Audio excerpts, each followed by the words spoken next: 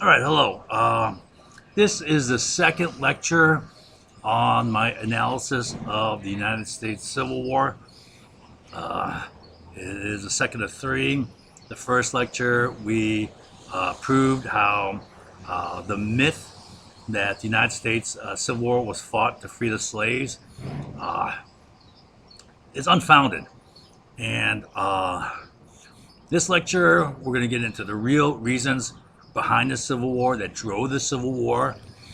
And the third lecture, we're going to cover like a broader view of how U.S. history in general is used as a social force to influence and control the population.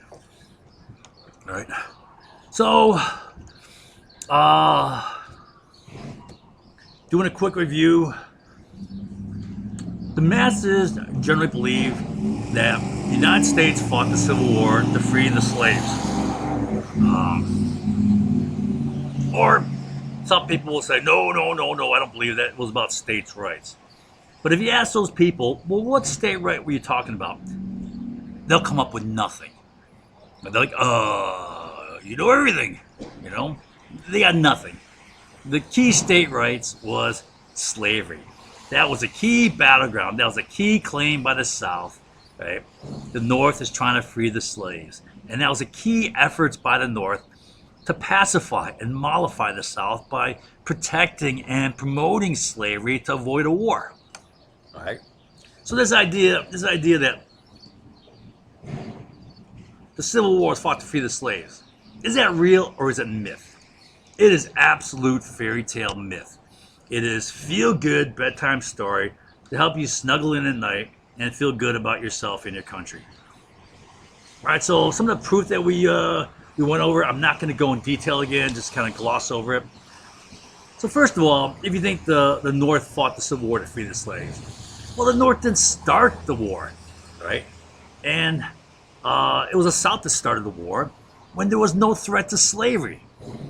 Now, the Northern government, in response to the South's claims that the North was trying to free the slaves, they did the exact opposite of fighting a war to free the slaves. They protected and promoted slavery in a desperate attempt to avoid war. Right? They passed the Corwin Amendment, which guaranteed forever the right for the South to have slaves in an amendment to the Constitution. They offered to expand slave territory with New Mexico. They offered to beef up the Fugitive Slave Act. And they passed the Crittenden-Johnson resolution, which resolved that, they will not free the slaves as a result of this war. All right. All right. Now, neither was Lincoln for freeing the slaves if that meant war. Lincoln's prime objective was to avoid the split of the Union and the subsequent war. And he led the charge to promote and protect slavery to appease the South. He was the guy who ordered Senator Seward to ramrod the Corwin Amendment through Congress. He was talking about how to beef up the Fugitive Slave Act, right? And just read his inaugural address. His first inaugural address is all about saving the Union and how he's going to offer up slavery to do so. All right. Now, even still, the South didn't go for it. So the North offered everything. Hey, we guarantee protect your right to slaves, and we'll expand slavery for you, right? But the North didn't buy it, right? Which means they had other motives. They had bigger motives, right? And that's what I'm talking about here, right? People don't always say what they think. I mean, if you think so, you're severely naive. And in 1860, there was not an ounce of legislative threat to slavery. In fact, in 1865, when the 13th Amendment eventually did pass, it barely passed, and that's with Lincoln buying votes, right? And that's with only northern states. So the northern states alone barely wanted to pass slavery, and it took Lincoln buying votes to get it from the North. All right. So basically, there's no threat in Congress to slavery. And the people of the North didn't want to fight to free the slaves. First and foremost, they're focused on their own interests, which is human nature, right? That's fundamental human nature. For example, when the war started, they didn't rush to free the slaves through legislation. They rushed to get their economic agenda through, right? Slavery was held on the back burner until the very last minute of the war. Second, their fierce opposition to slavery in their own state or territory does not in any way mean they're willing to suffer, fight, and die to eliminate slavery in some other state or territory, which they have no interest in. They were protecting their own self-interest, their own jobs, their own wages, their own land opportunities, their own economic system. Plus, there was widespread prejudice against blacks, including in state laws, so it's institutional racism. There are 4 states had laws preventing blacks from entering the state at all. 6 states had laws preventing blacks from voting. More states on top of that had laws, special black code laws, right? There are prejudices against blacks. All right, and there are many people who wanted slaves to remain slaves for their own best interests, to protect their jobs, to prevent blacks from coming up north and, competing with jobs. And there were merchants and textile factory owners who wanted to maintain cheap cotton and cheap textiles to maximize their profits. All right. Now, the argument that the abolitionists drove the emancipation, the war, that's bogus, right? Abolitionists were not a big group. They're a small group, right? Concentrated among the very religious in like Pennsylvania, and they weren't very influential. For example, the Republican Party ignored them.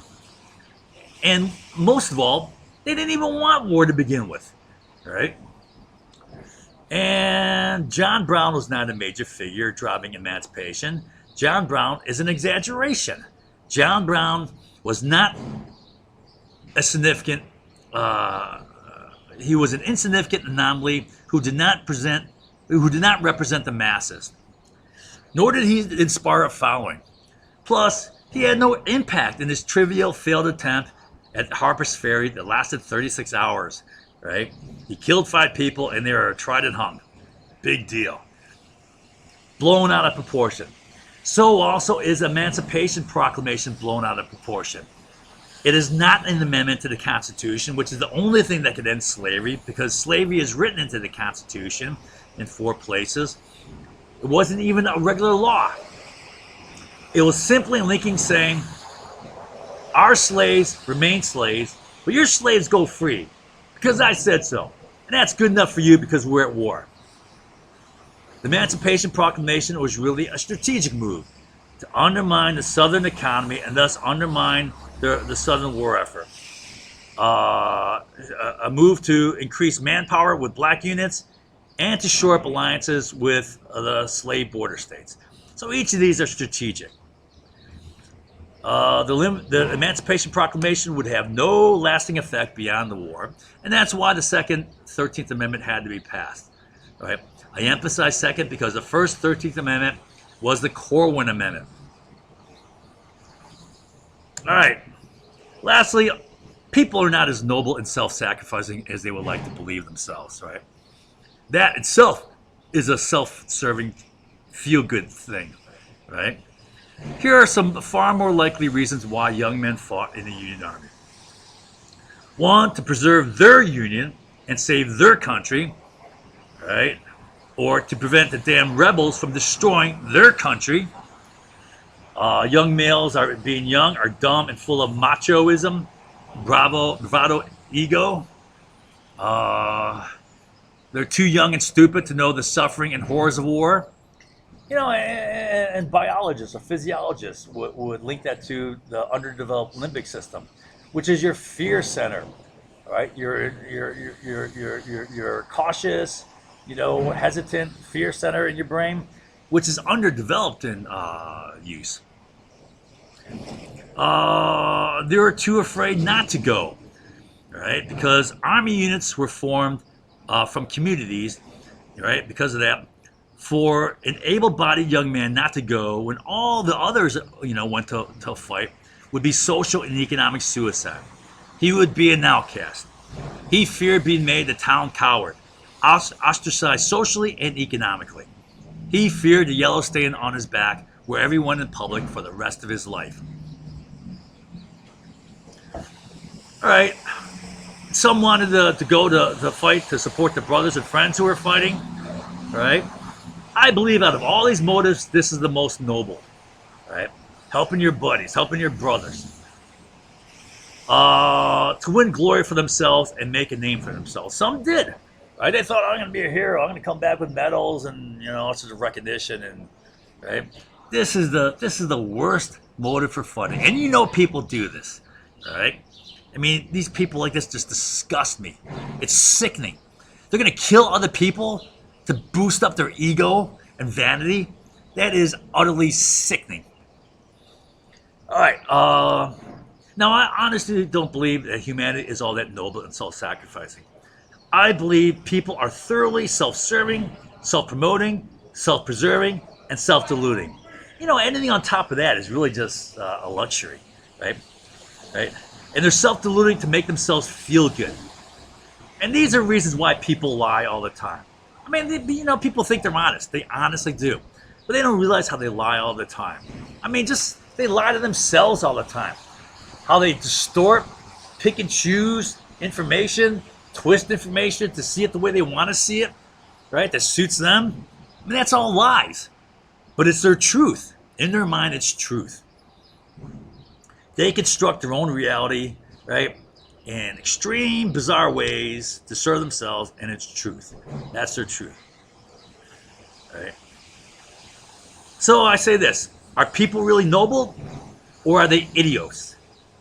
Right? And then I say, well, what is common? The word idios, right, you think that means idiot. Well, this is Greek, and it means more fundamentally the common man. Who, the idea back then was, the average person's not that smart. Right? And it also meant more than that. It meant the average person, right, will cut corners, will do things to serve themselves, right, will overlook any compunction or conscience easily, will rationalize easily, justify what they're doing, right? And it makes it easy to shape, their morality to what they want. They'll make it appear good and noble. There was a lot of proof that Union soldiers did not want to fight to free the slaves. All right, there's mass desertion. A lot of Union soldiers deserted because, of the idea that they're fighting to free the slaves. There were mass refusals of Unions to fight to free the slaves, even if they didn't desert. And there were mass refusals to be drafted, including, for example, right, a famous riot in New York City in which all these Irish got all pissed off that they're fighting, to free slaves who are going to come up and take their jobs. So what did they do? They rioted, burned down parts of the city, and they killed a bunch of blacks. 120 blacks they killed, beat up many others, severely. What did the black people have to do with the policy? Nothing. There were mass letters from parents of soldiers to Lincoln pleading reassurance that their boys would not be fighting to free the slaves, but instead were fighting to save the Union. So the next question is, if the North did not fight the Civil War to free the slaves, then why was it fought? Well, first of all, the North didn't start the Civil War to free the slaves. The South started it. And there was no threat to slavery. In fact, the North bent over backwards to guarantee protection and promotion of expansion of slavery in order to avoid a war. All right, that was their main objective, to avoid a war and the split of the Union. But the South didn't go for it. So you offered all this protection, right? So there was no real threat to slavery. So what was their real motive? It shows that slavery was just another cover story, just like the Orders of Council was a phony cover story during the War of 1812. Remember how they rescinded the British rescinded their Orders of Council just right after the war started, right? And the North didn't budge. They're going to do what they wanted to do, which means they had bigger fish to fry. They had a bigger agenda. All right. So we'll see what that agenda is today. So what was the South's real motive? First, you must clarify who you're talking about when you say the South. Was the South all the people of the South? Or was the South a tiny group of rich elites? Well, it was a tiny group of rich elites because that's who controlled politics. And they controlled the masses through fear-mongering. That fear-mongering was, oh, they're going to free the slaves, right?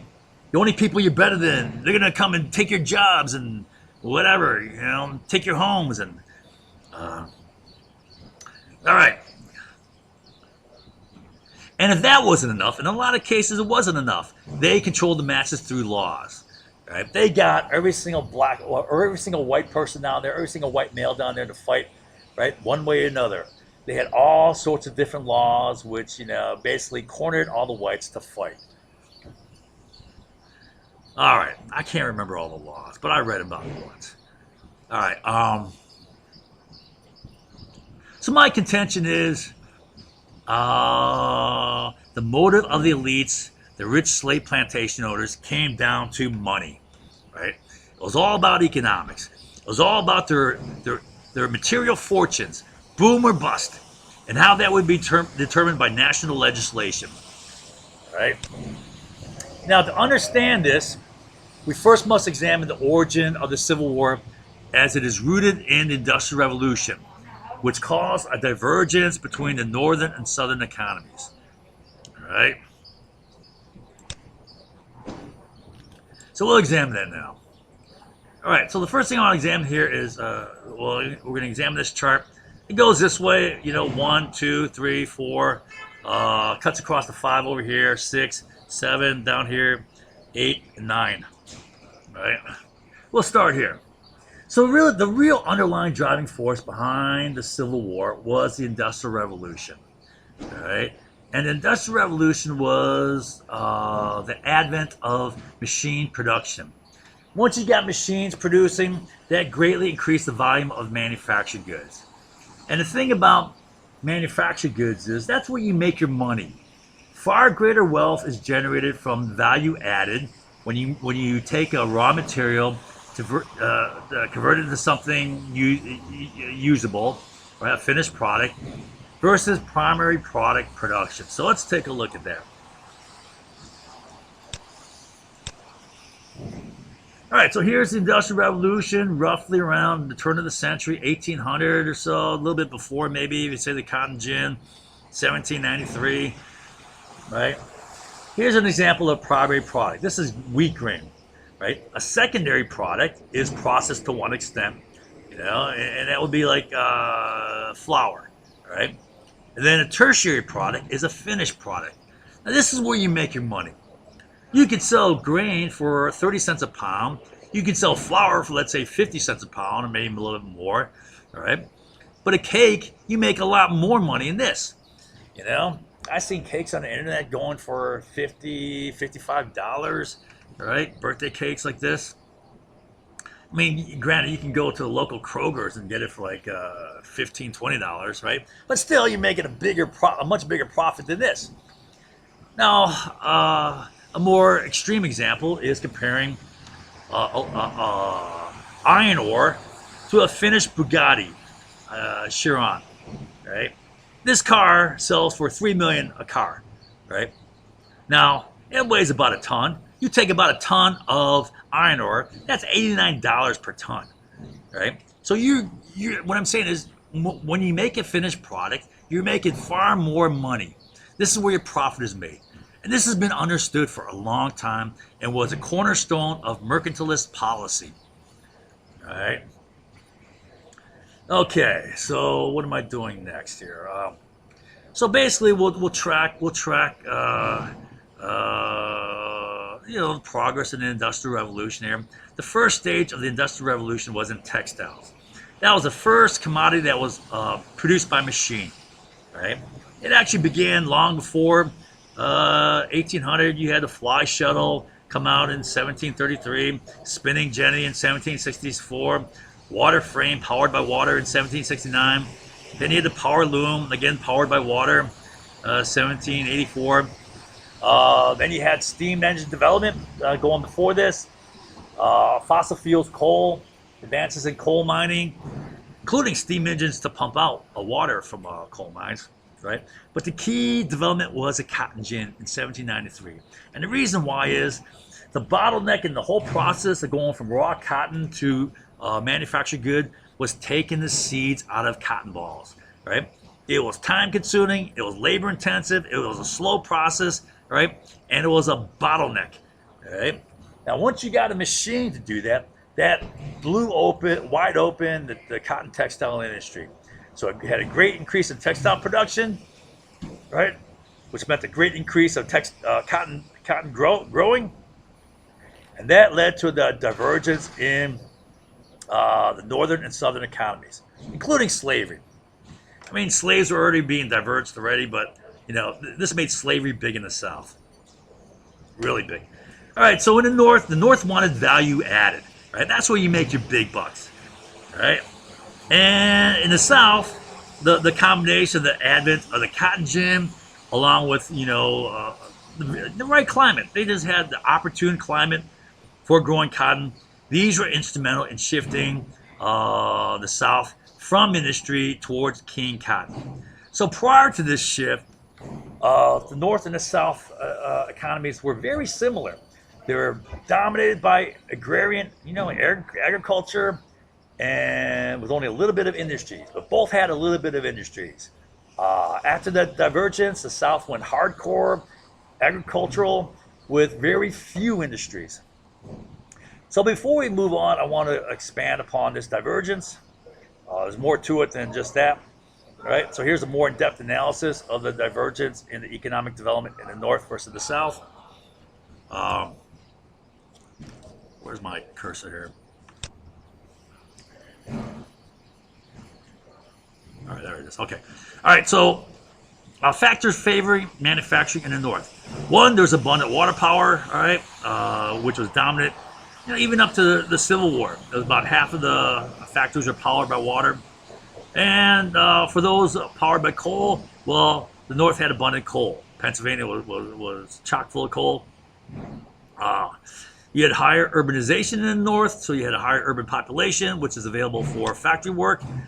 You had higher, let's see.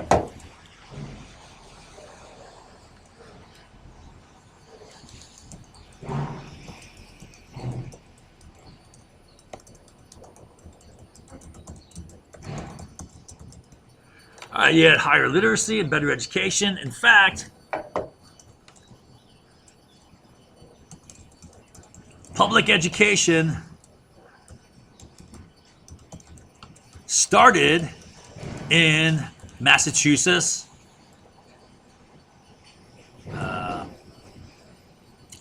in support of industries. All right, they want to have an educated population who could read, follow instructions. All right. Now, wage labor was in the North, which facilitated consumption and demand, supporting a manufacturing-based economy. Right. So, industrial manufacturing means machine production, right, which is going to increase manufactured goods. Right. To support that, you need people with the wages to buy that. Right. So you need to have some consumer power. Poor agricultural conditions in the Northeast facilitated recruitment of agrarian men and women and children to the Midwest, as part of Western expansion. And this was facilitated by improved transportation infrastructure, especially the Erie Canal, that allowed cost-effective transportation of foodstuffs from the more productive Midwest land. Right? And by 1830, the Midwest economy became developed, okay? Largely due to the opening of transportation with the Erie Canal. Better transportation infrastructure in terms of roads, canals, ports, railroads. Canals had a short-lived life, except the Erie Canal, because you still had to get around the whole Niagara Falls thing. The era of canals was short-lived due to the efficacy of railroads, especially after the advent of steel, which made railroads very cost-effective. The highest operating cost for railroads prior to steel was having to replace iron rail too frequently. The first railroad to open was the Baltimore, Ohio, opened in 1830, the first big railroad. And by 1860, there were some 30,000 miles of track, mostly in the north, with 5 times more capital invested in railroads than in canals. And the north dominated railroad development, largely east-west traffic between the industrial urban east and the resource-producing west, right? And this led to an east-west economic symbiosis, which led to the east-west political alliance. And that developed early in the 19th century. Also, you had better northern financial developments, better credit institutions that developed for international commerce. You had Wall Street Stock Exchange develop. I don't know the exact date on this. I should look that up eventually. With the opening of the Erie Canal in 1821, New York became the commercial capital of the U.S. and then became the financial capital in the U.S. with Wall Street and the New York Stock Exchange opening. All right. The Northeast industrial production provided things needed by the rural West: machines, tools, ag machines. Right. Those came out about the 1830s. Stone products, financing, milled lumber, hardware, leather goods, wagons, fabricated metal parts, iron stock. Think about all the hardware you need to build a town, right? All that stuff was made in the East Coast. All right, so the West, on the other hand, provided the raw materials and foodstuffs needed to sustain the industrial Northeast. West became a consumption market for manufactured goods, transportation development, infrastructure expansion. It also was a market for construction and urban expansion, building all those train towns every 20 miles or so along a track. In these ways, the West was symbiotic with the industrial North. Western expansion went hand in hand with the railroad industry, which was a chief industry of the 19th century, involving steel, coal, lumber, all the mining for iron ore too, train manufacture, steam engine, rail cars, wheels, bearings, woodwork, upholstery, everything for a train, but also everything to build these towns, right?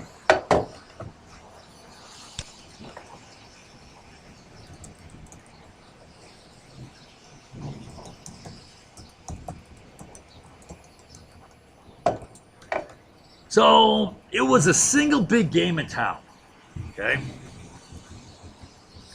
Now, I expect a lot of people argue, well, by the 1860s or so, maybe a little before that, you had the Bessemer process develop with the Crimean War. But the second industrial revolution, which was steel, electricity, telephone, etc., all right, okay, none of these became big except for steel, right? Electricity, was invented in the 19th century, but you had a little bit of electric lighting, small amount in the big cities. Then you started having some factories with electric power, right? Electricity in homes didn't become big well into the 20th century, right? Same with telephones. It's invented in the 19th century, but it didn't become big until after the 1930s. Right? There are a few homes with telephones prior to that, and even automobiles, right? I'm saying 1930s, 1940s is starting getting big. It started growing after World War I, but even then it had slow growth, right? So even though the automobile was invented in the 19th century, right, even the chemical industry wasn't that big. As far as synthetic products, most synthetic products which are built from oil, right, well, they didn't exist, right? Chemistry developed largely for fertilizers. So now even steel was almost exclusively for railroad, right? And only until beginning around 1890s was it used for other things, right? And even that was rare. It was just beginning. The first steel-hulled ships, at least in the U.S. I don't know about other countries, but I know the first steel U.S.-hulled ships in the U.S. were the ABCD class ships. It was Atlanta, Baltimore, Chicago, and then Dolphin. Dolphin was a D, right? Yeah, I don't know why I named it Dolphin. Should have been Detroit. Anyways, uh, okay. And then skyscrapers, right? So skyscrapers, the first one was like the Rand building or something like that in Chicago. First steel, right? That was like 1890, 1891 or two, or like somewhere around there, right? And it's just one. I mean, it's a slow start. The vast majority of steel was used in railroads, right? That was a big game in town. All right.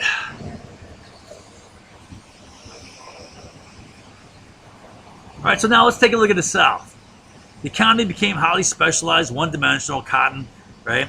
Largely because it was very suited to cotton production, except for some other products like rice, tobacco, sugar, right, to a lesser degree. But all of these were also agricultural. All of these were also largely slave-based. And here's a quote from a text, Fred Weaver. Clearing Native Americans from their lands and relocating blacks allowed the Western movement of Southern white planters and laid behind the stunning increase in cotton production, which doubled every decade between 1800 and 1860. Well, a huge reason why cotton became so big is because, well, you got to take more land. You got to kick off more Indians, right? Which means more wars, which means just, starting these wars and killing a bunch of Indians, taking their land. Now, so the cotton expanded westward, but up to Texas only. Beyond Texas, right, you got New Mexico and Arizona, which are not suited for anything really agricultural. There's not much growing out there. It's a desert. Okay. Where were we at here? Okay. But cotton went only as far as Texas. Right, 2/3 of the South's cotton production was exported, right? So it was a big export industry, right?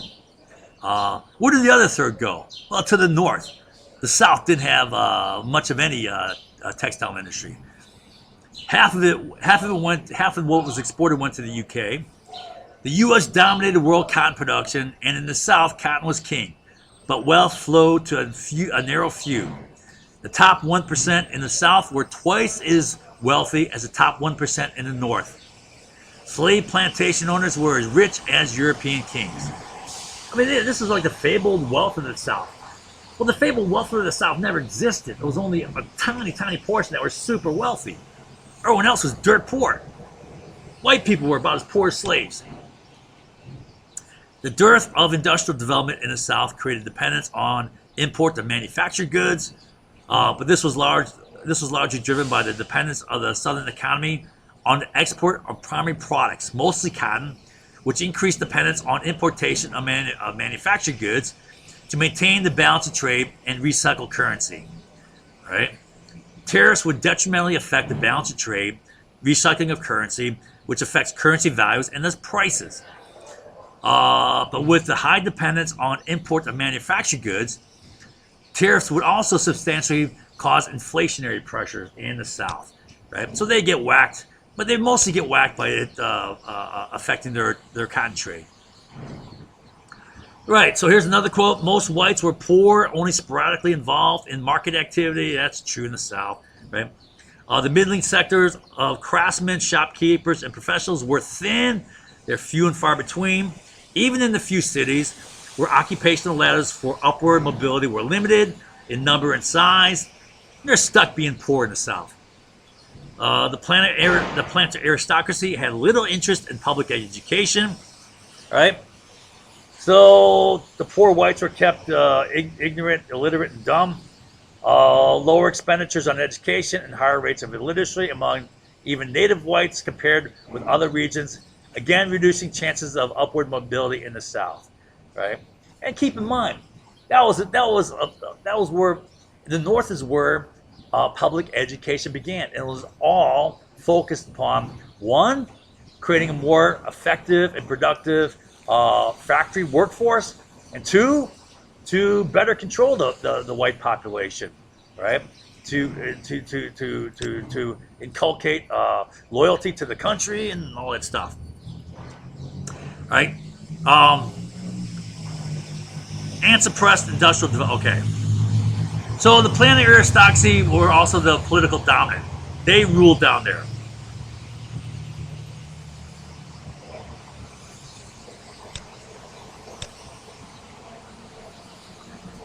All right. So next I want to talk about the situation going on as far as internationally. It was economic competition, right? Competition for the sale of goods. And Great Britain had an advantage over everyone else, being that they were the first to industrialize, right? And to maintain their industrial domination, Britain underpriced competitors, driving them out of business. Well, that's how you defeat your competition in business. You make either a better product or a cheaper price, or both, right? And they had advantages to help them here. Let's take a look at them. Okay, so one thing we said already is they're first to industrialize, right? And that gave them a head start. They were bigger initially, which gave them economies of scale, right? They also had a colonial empire that helped them. That gave them better supply chains. It gave them options in supply chains. It gave them better and more distribution markets. And they also had built, by that time, a very extensive merchant fleet and a very extensive, in fact, the world's largest naval force to protect their lines of communication, their trade routes. And they made trade treaties. They controlled all the strategic choke points in the world, pretty much all of them. And, well, I said they had economies of scale. All this led to economies of scale. And they also can conduct differential pricing. And this is a classic method of beating your competition if you have monopoly control in another market. So let's say you have monopoly control in one market. Given that you can control price there, you can jack up price, maximize the profits there, and then those excess profits you make in the monopoly market, you can use that to subsidize underpricing in the competitive market and beat your competition, driving them out of business. In fact, that's exactly what J.D. Rockefeller did to make his Standard Oil, monopoly. That's all he did. Use his monopoly markets to create excess profits, and then use the excess profits there to subsidize underpricing in markets where he's got competition, driving out the competition, and then he's got a new monopoly market to add to it. All right. So then they also had advantages in energy, coal mining, better coal mining technologies and methods, including steam-driven water pumps to clear out the water. They had better steam boiler technology, right? They're leading the way there. Okay. So that's the international situation, right? Great Britain's got an advantage. They're driving our companies out of business, right? So that leads us to the tariff issue. So the northern industries were infant industries, and they're getting killed by Great Britain. Okay, so what they wanted is they wanted the government to impose tariffs to protect their industries, but this would kill the cotton trade, and I'll try to explain why. Okay. All right, the northern industrial interests wanted value-added wealth generation, just like Great Britain had in manufacturing. Now, they had to compete with the British. Remember, the British had an advantage here. To better compete with the British advantages, they wanted tariffs to protect their infant industries, which would raise the price of British goods, making them unsellable in the United States. But this would destroy the balance of trade, resulting in a glut of pound notes in the U.S., depreciating their value, increasing the price of U.S. cotton to the British, which would decrease sales to the British. The British would go elsewhere for cotton, for example, Egypt or India and apparently Guatemala. The southern economy would suffer, causing a cotton glut, which would reduce price, which would only benefit the northern textile industry. Okay? So that made the real battle lines tariffs. And let's take a look at how that happens. I'll try to explain this to you.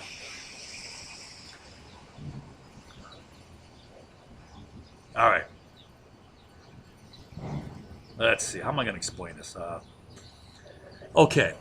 So here. We'll start with I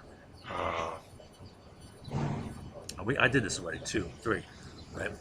So the North wanted value added, right? The North wanted to value, and the North dominated U.S. manufacturing with 10 times more factory workers and 90% of all skilled workers were in the North, while the South was stuck in a colonial economic dependency, right, which led to underdevelopment. Classic, scenario. They became an impoverished third world economy, right? So there was a colonial relationship between Great Britain and the South, where really the South was a colony of Great Britain still. So even though the Revolutionary War gave the whole United States political independence, the South was still economically dependent upon Great Britain, right? And this is the nature of that dependency. So the South would sell Great Britain raw materials, cotton, wood, sugar, tobacco, things like that, right? Great Britain would use that to manufacture goods from like ships, clothes, tools, guns, iron goods, using sugar to make some sort of liquor, like maybe rum or whatever, anything, right? And then the manufactured goods would come back this way, right? All right. Now the advantage was to Great Britain because you make far more money with value added. Like I said, that's an old mercantilist policy thing where you emphasize value added because they realized early on that that's where you make your money, right? Okay. Now here's a tariff issue. So the North wanted to develop manufacturing, right? But they're being suppressed by Great Britain. So they wanted protection. Here's kind of a simple example. Let's take this saw. Here's an old-fashioned, push-pull saw, right? And let's say you have two saws of equal quality, one made in the USA, one made in Great Britain, right? Now, because Great Britain has all those advantages I talked about before, they can make and sell this product for less, $1, right? And the U.S. could, at best, making a profit, could sell it for $1.15. Now, if that's the case, well, what are Americans going to buy, right? They're not going to pay more for the U.S. product. It's the same. They're going to buy the best quality for the best price, and that's UK. And that's going to cause the U.S. companies to go out of business. So what the U.S. companies wanted was the government to impose a tariff. Let's say they enact a 30% tariff. Now, that $1 British saw, they can sell it at best for $1.30. An American company can still sell their saw for $1.15. So if that's the case, well, what are they going to buy? They're going to buy the American, right? And that's going to drive down British imports of British goods, right? So it's good for U.S. industries, but it's bad for the South. Now, how is that bad? It's bad for Great Britain, but how is it bad for the South? I'll try to explain. Well, let me explain this first. I'll explain Alexander Hamilton's infant industries argument here. Then I'll get into balance of trade here. All right.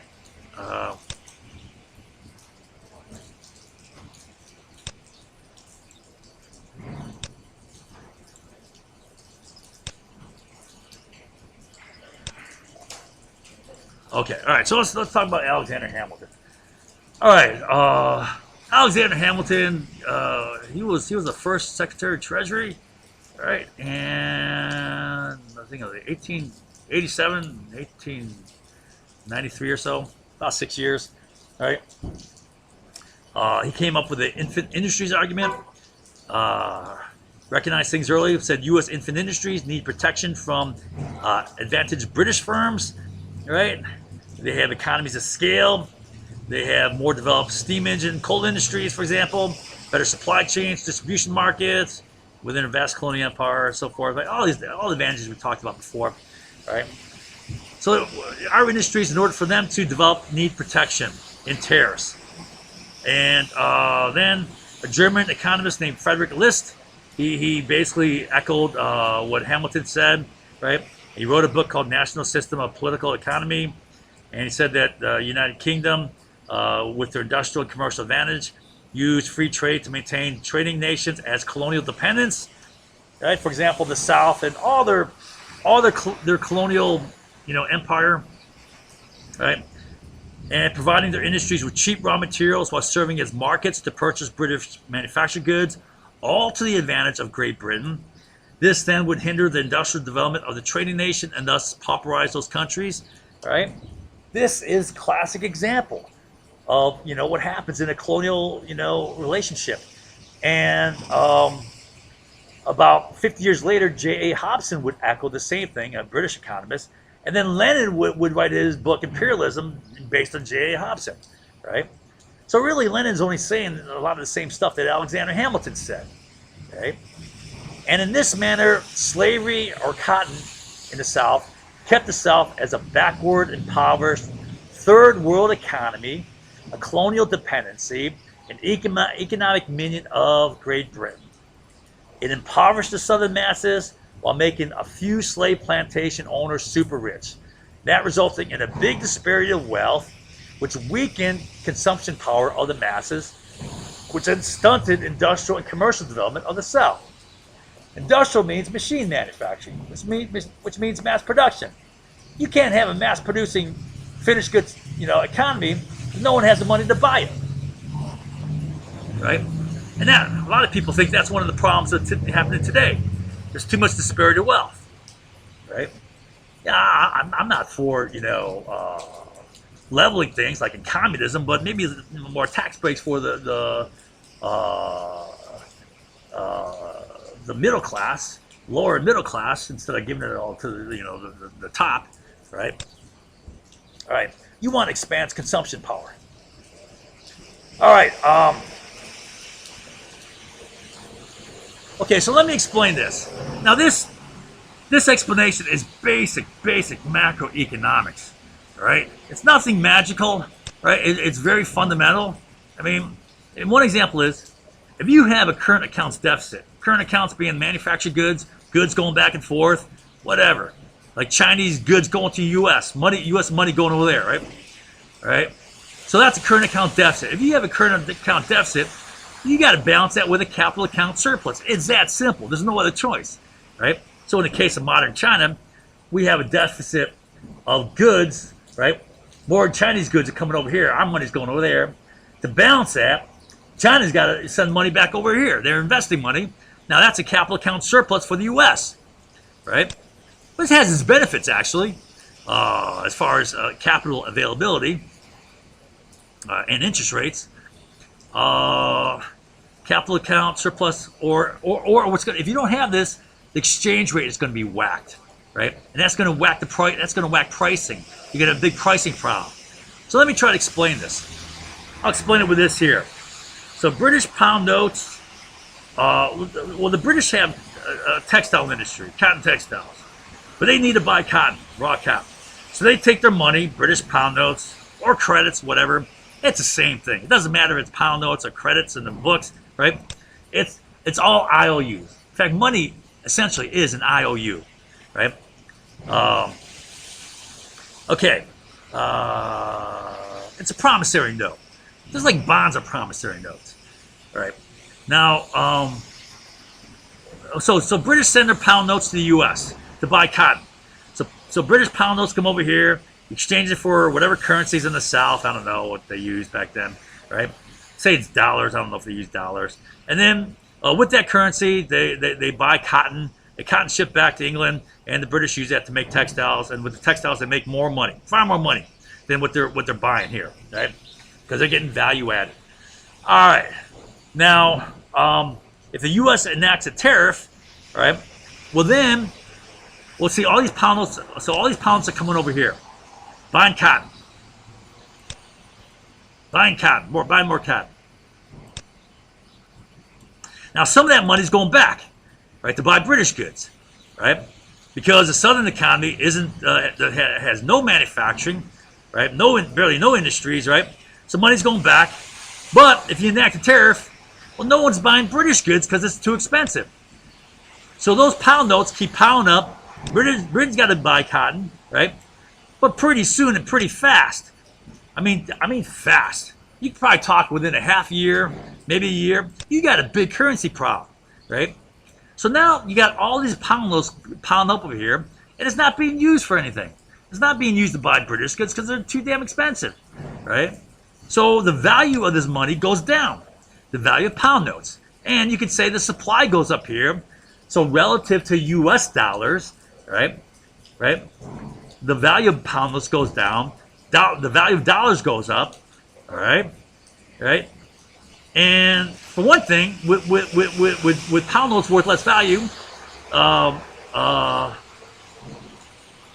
the Southern Cotton plantation owners are going to demand a higher price from Britain. Well, you got to pay us more pound notes. These pound notes are worth less.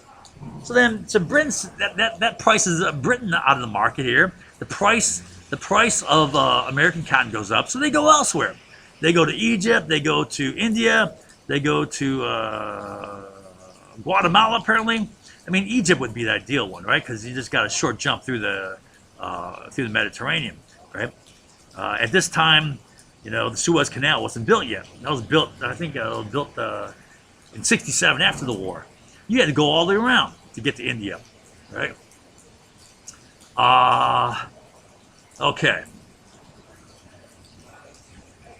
So the supply of pound notes in the U.S. goes up. The value of pound notes falls. Southern cotton growers need to raise the price to the British. British switch to Indian or Egyptian cotton. Southern cotton sales fall, which means there's a glut. So Southern revenues fall. They're in the poorhouse. They're not making money now, right? And the supply of cotton is building up in the U.S., right, which causes the price of Southern cotton to fall, right? So Southern revenues fall even further. They're whacked again. But this is all good for the Northern textile manufacturers because they got access to cheap cotton, right?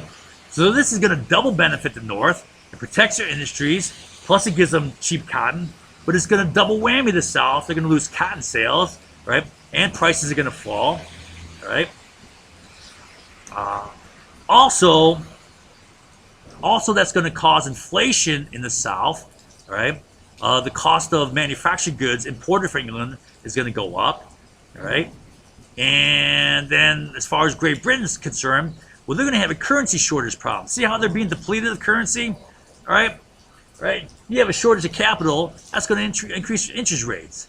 And that's going to be bad for your economy as far as new investment, as far as operating costs, in which you got to borrow. Okay. So I want to show you kind of the history of U.S. tariffs, right? When the North and West were in power, they raised tariffs. When the Democratic South was in power, they lowered tariffs. And at this point here, you had the lowest tariff. You had a 17% tariff, and then after that, you had the moral tariff coming in.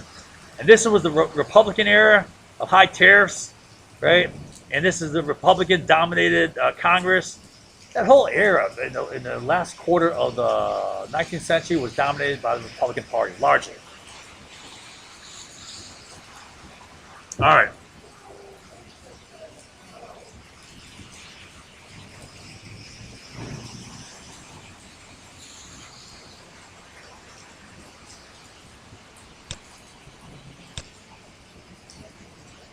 Okay, so we went through here. Now the real battle lines was tariffs, right?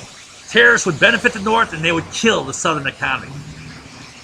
So key battle line, North versus South, right? The first tariff was actually written into the Constitution. It was a 15% cross-the-board tariff, right, over all goods. And then 1816, you had a first modification of a tariff. And it came on the heels of the War of 1812. It was economic warfare against Great Britain, right?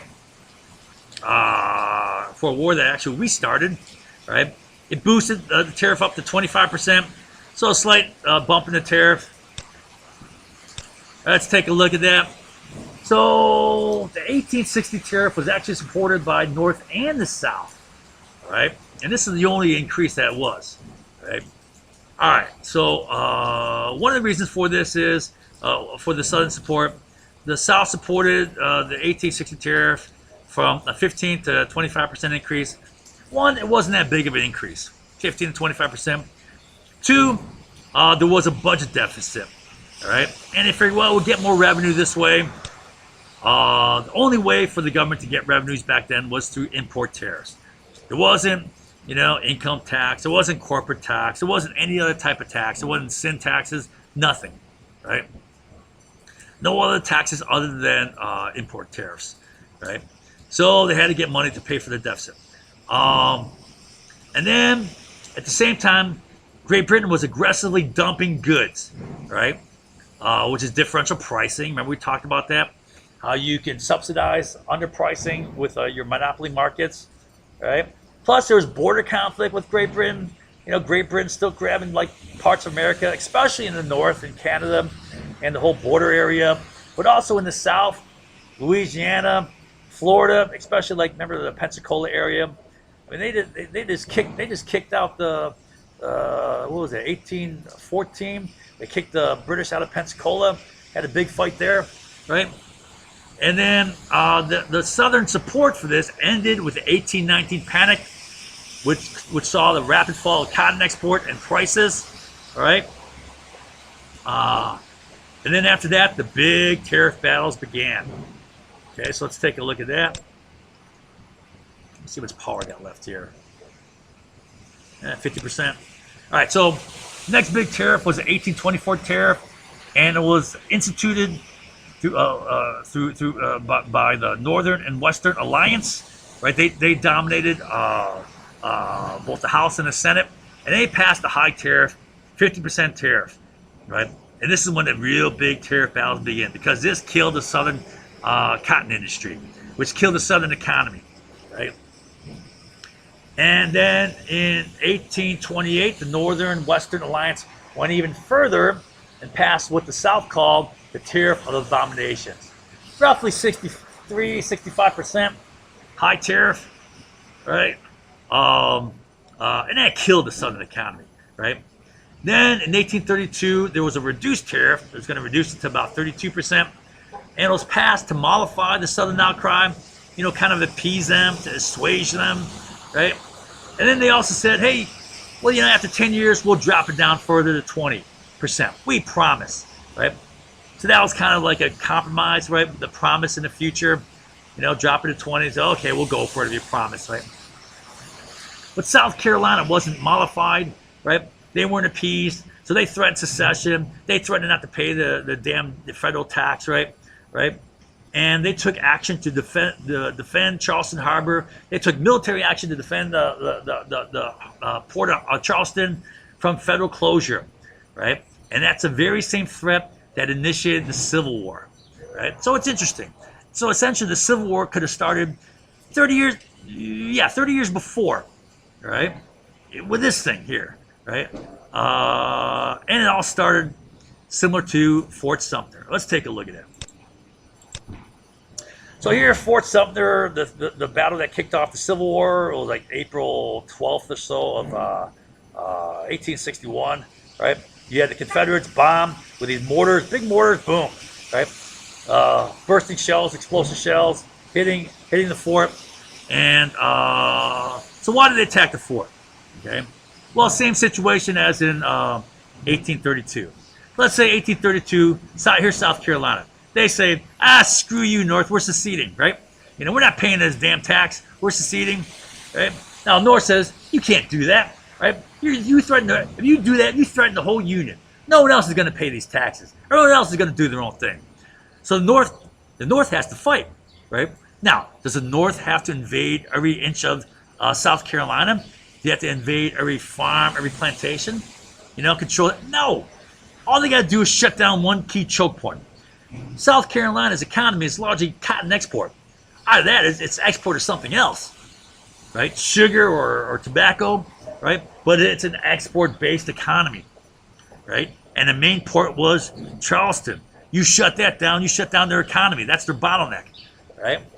Now, granted, you're going to have a growth of smuggling, some small, fast little boats along the coast. But you can shut them down too with naval blockade. Patrolling ships, right? You shut down one harbor. Now look at Fort Sumter, right? This is why it's key. Fort Sumter was at the it blocked the march to the harbor, right about there. Right? Nothing's going in and out if the federal government controlled Fort Sumter with artillery, right? And I mean that's basically what happened in the eve of the Civil War. The commander there was a number of forts. I think there's some forts up here, federal forts, but the commander of that area said, "Oh, listen, man, we're not going to defend this. We're vulnerable. Confederates are building up forces. They're going to easily take us, right? We got to consolidate. We got to go to the most defensible position, which is Fort Sumter, and that's why the attack was there, because that's where the northern force was, and that threatened to block the harbor, which would shut down the South Carolina economy."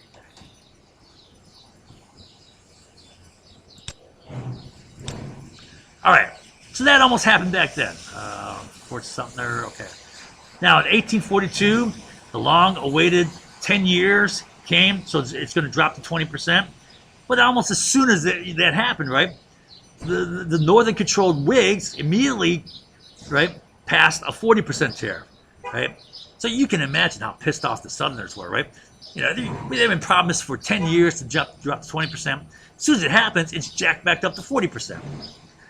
But then, in 1845, I guess 1844, the Democrats won House and Senate. So they took control of the House and Senate, and they passed a reduced tariff to 25%. Right? And then they still controlled it in 57, and the Democrats passed an even lower tariff to 17%. Okay. However, in May of 1860, the Republicans controlled the House, and the House passed the Morrill Tariff, right? But it was blocked in the Senate. The Senate Finance Committee was controlled by the Democratic chairman, Senator Hunter, and I don't want to get into all the rules and so forth, but he basically kept it from going to the floor. He was stalling on the bill, right? However, with the 1860 election in November, Republicans won the House, the Senate, and the President. So there's now no stopping the Morrill Tariff, and there's no stopping all of the Northwestern expansion legislation, which we'll talk about here. Both of these would kill the South. Not just the Morrill Tariff, but Western expansion too. All right, so what this showed is the key battle lines was tariffs, not slavery, right? And the battle line manifested it whenever the Democrats controlled Congress, they lowered tariffs. Whenever the Republicans controlled Congress, or the Whigs who came before them, they'd raise tariffs, right? And the West were aligned with the Northerners, right? So when the Republicans won a clean sweep in the 1860 election, Southern states started seceding, all crying out, "Hey! The North's trying to free the slaves. The North's trying to free the slaves. Look out!" Right? And that was believed. But was there any reality to it? Right? Do people tell the truth all the time? I mean, come on. Are you taking them for face value? I mean, if you do, there's some swampland in Florida, right? That old saying, right? So I mean, really, what really happened is this, right? There's no evidence of a threat to abolish slavery. This threat was non-existent, right? The South was only yapping this. But why were they yapping? We'll talk about that in a second. So there's no evidence of a threat to end slavery, right? First of all, slavery is written into the Constitution in 4 places. I'm not going to go into that, right? But it's 4 places in the Constitution. Even if it were just 1 place, right? You got to have an amendment to the Constitution to eliminate slavery. Now, for that, you need a bill in Congress, right? There's not even a bill in Congress. There's not even a bill in committee, let alone sent to the floor, right? There's no bill. There's no threat, right?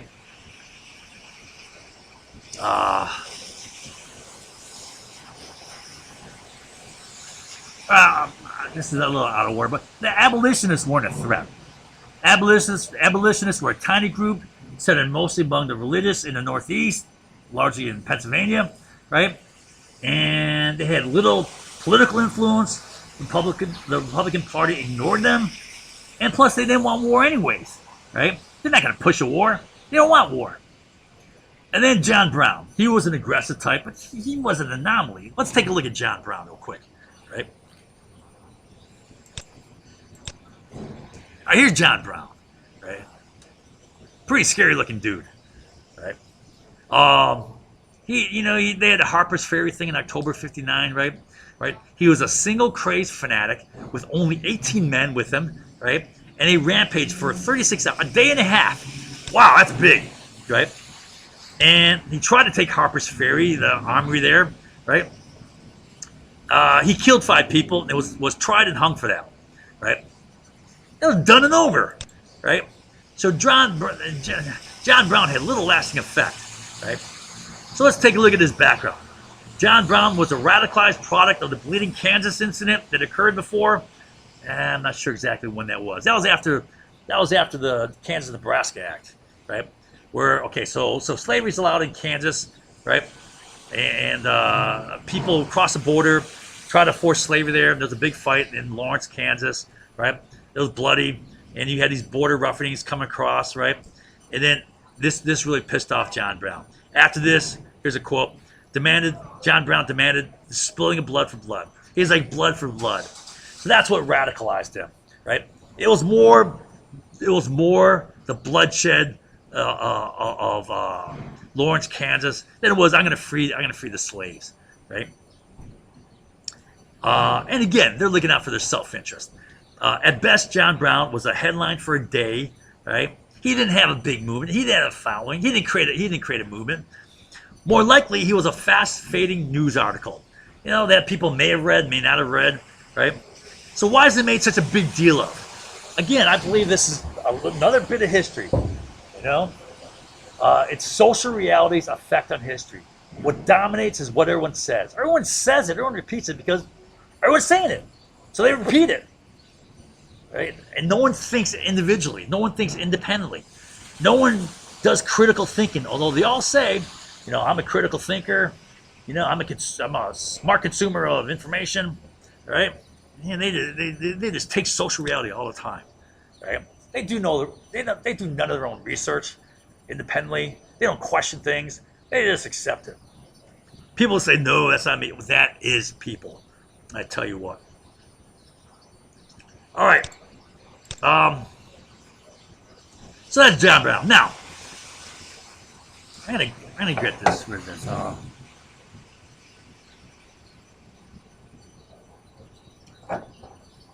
gonna replace this actually.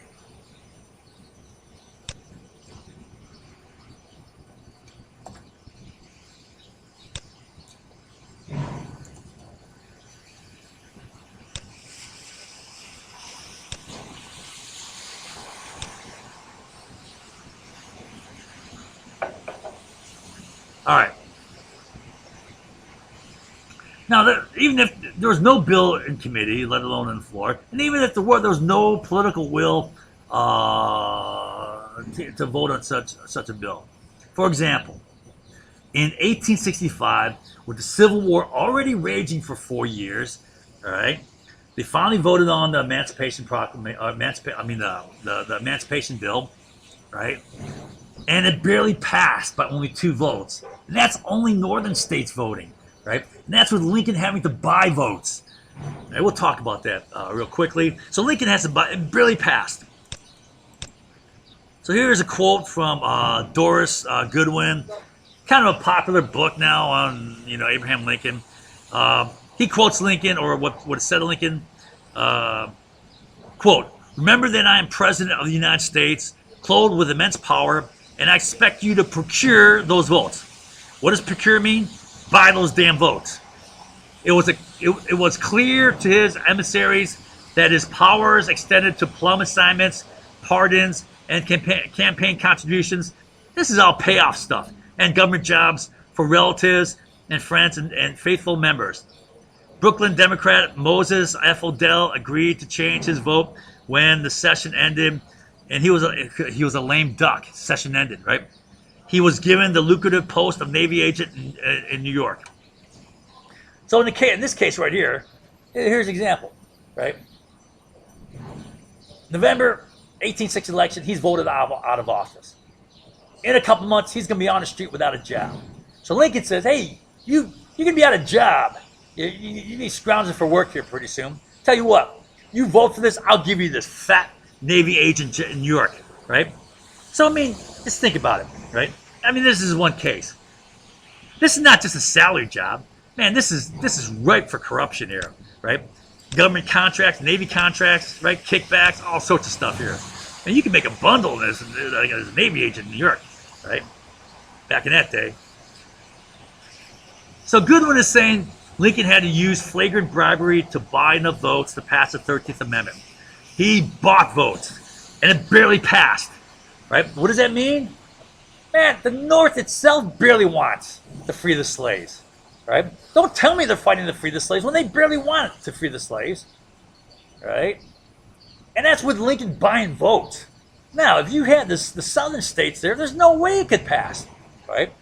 And furthermore, on top of that, the North bent over backwards in protecting slavery and in promoting slavery to prevent a war. They're doing everything in their power to not go to war, right? So, if you're going to introduce a bill to Congress which is going to start a war, they're not going to do that, right? They're not going to even introduce such a bill before the war. Now, this is with the war going on. It barely passes with the war going on. Does that make sense what I'm saying? Right? So if they barely pass it with the war going on before the war, in their desperate effort to not fight a war, there's no way they would have introduced a bill to Congress. There's like zero chance. Especially proven by all they did to prevent fighting a war. I hope that makes sense. All right, so then, another thing is this, all right? So, amendment to the Constitution also requires state ratification. You got to have 3 out of 4 states ratify it. Now, in 1860, there were 34 states. That means you need 26 states to ratify it, which means you only need 9 out of the 15 slave states to vote against it, and it's killed, right? And you know every single one of those damn slave states are going to vote against it, right? You're going to get 15. There's no chance in hell that that's going to pass. There's no threat to slavery, right? Where do you come up with this? It's fictitious. This is something real. There's no real threat to slavery. And then, with the southern, with the South started the war, and they said, "Oh, they're going to free the slaves. They're going to free the slaves," right? The North tried to cut the legs out of the South, excuse for war, which is slavery, by passing the Corwin Amendment, right? So they tried to cut the legs out of the South argument, saying, "Listen, no one's trying to free the slaves. In fact, we'll pass an amendment to the Constitution which guarantees forever your right to have slaves," right? Protected slavery. And then they offered New Mexico. Say, listen, hey, take New Mexico territory as a slave state, please, right? So let's talk about the Corwin Amendment first. I got another quote from Goodwin here.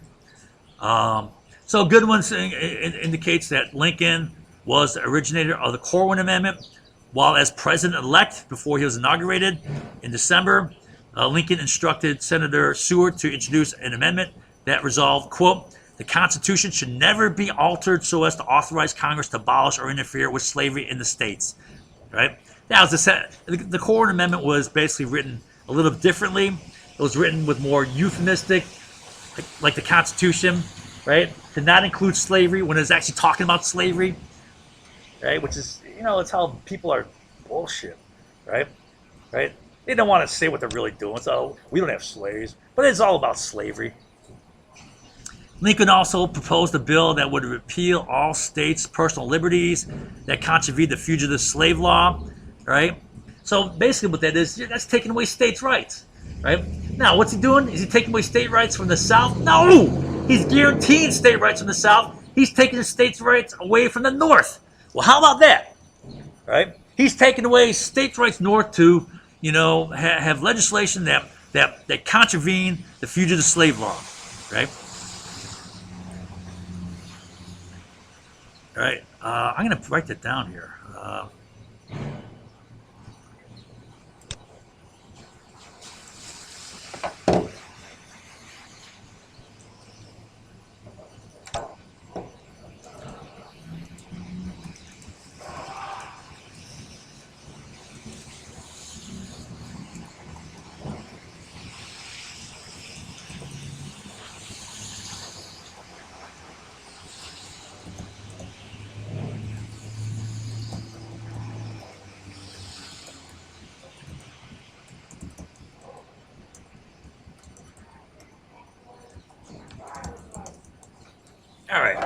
So that's for all the people that fought for states' rights.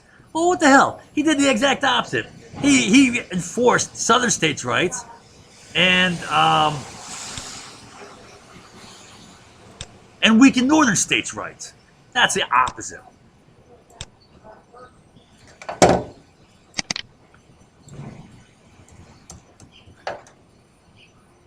Okay. All right. So Lincoln also proposed. Oh, I got that. Okay. So here's a quote from Lincoln that Goodwin cites. My paramount object in this struggle is to save the Union, and it is not either to save or destroy slavery. What I do about slavery and the colored race, I do because it helps save the Union. So he's saying his number one goal is not slavery. His number one goal is to save the Union. All right. And then in his 1861 inaugural address, he said, quote, I hold that in contemplation of universal law and of the Constitution of the Union of these states is perpetual. Perpetuity is implied, if not expressed, in the fundamental law of all national governments. It is safe to assert that no government proper ever had a provision in its organic law for its own termination. Yeah, that's a lot of technical jargon there, but he's saying, man, number one, I'm gonna save this country. This is all about saving this union, right? That's his number one goal. He's gonna throw slaves under the bus to do that. Fighting the war to free the slaves. My goodness. All right, so New Mexico, right? I got a little blurb on that. New Mexico. It said, okay, you can have New Mexico as a slave state. Now, New Mexico is not just New Mexico. New Mexico is both Arizona and New Mexico. Here, okay. So in 1860, the only two possible states territories which would go slave were Oklahoma and New Mexico. Everything else was strongly for no slaves. Not for freedom, but for no slaves. Don't bring any slaves into our state, right? Right. So only those two stood a chance of going slave, right? And the South didn't want New Mexico. Why? Because it was worthless as far as the slave plantation stuff, right? This is a quote from Daniel Webster in 1850, right? On the unsuitability of New Mexico territory climate for a slave plantation. Quote, what is there in New Mexico that could, by any possibility, induce anybody to go there with slaves? There are some narrow strips of tillable land on the borders of the rivers, but the rivers themselves dry up before midsummer is gone.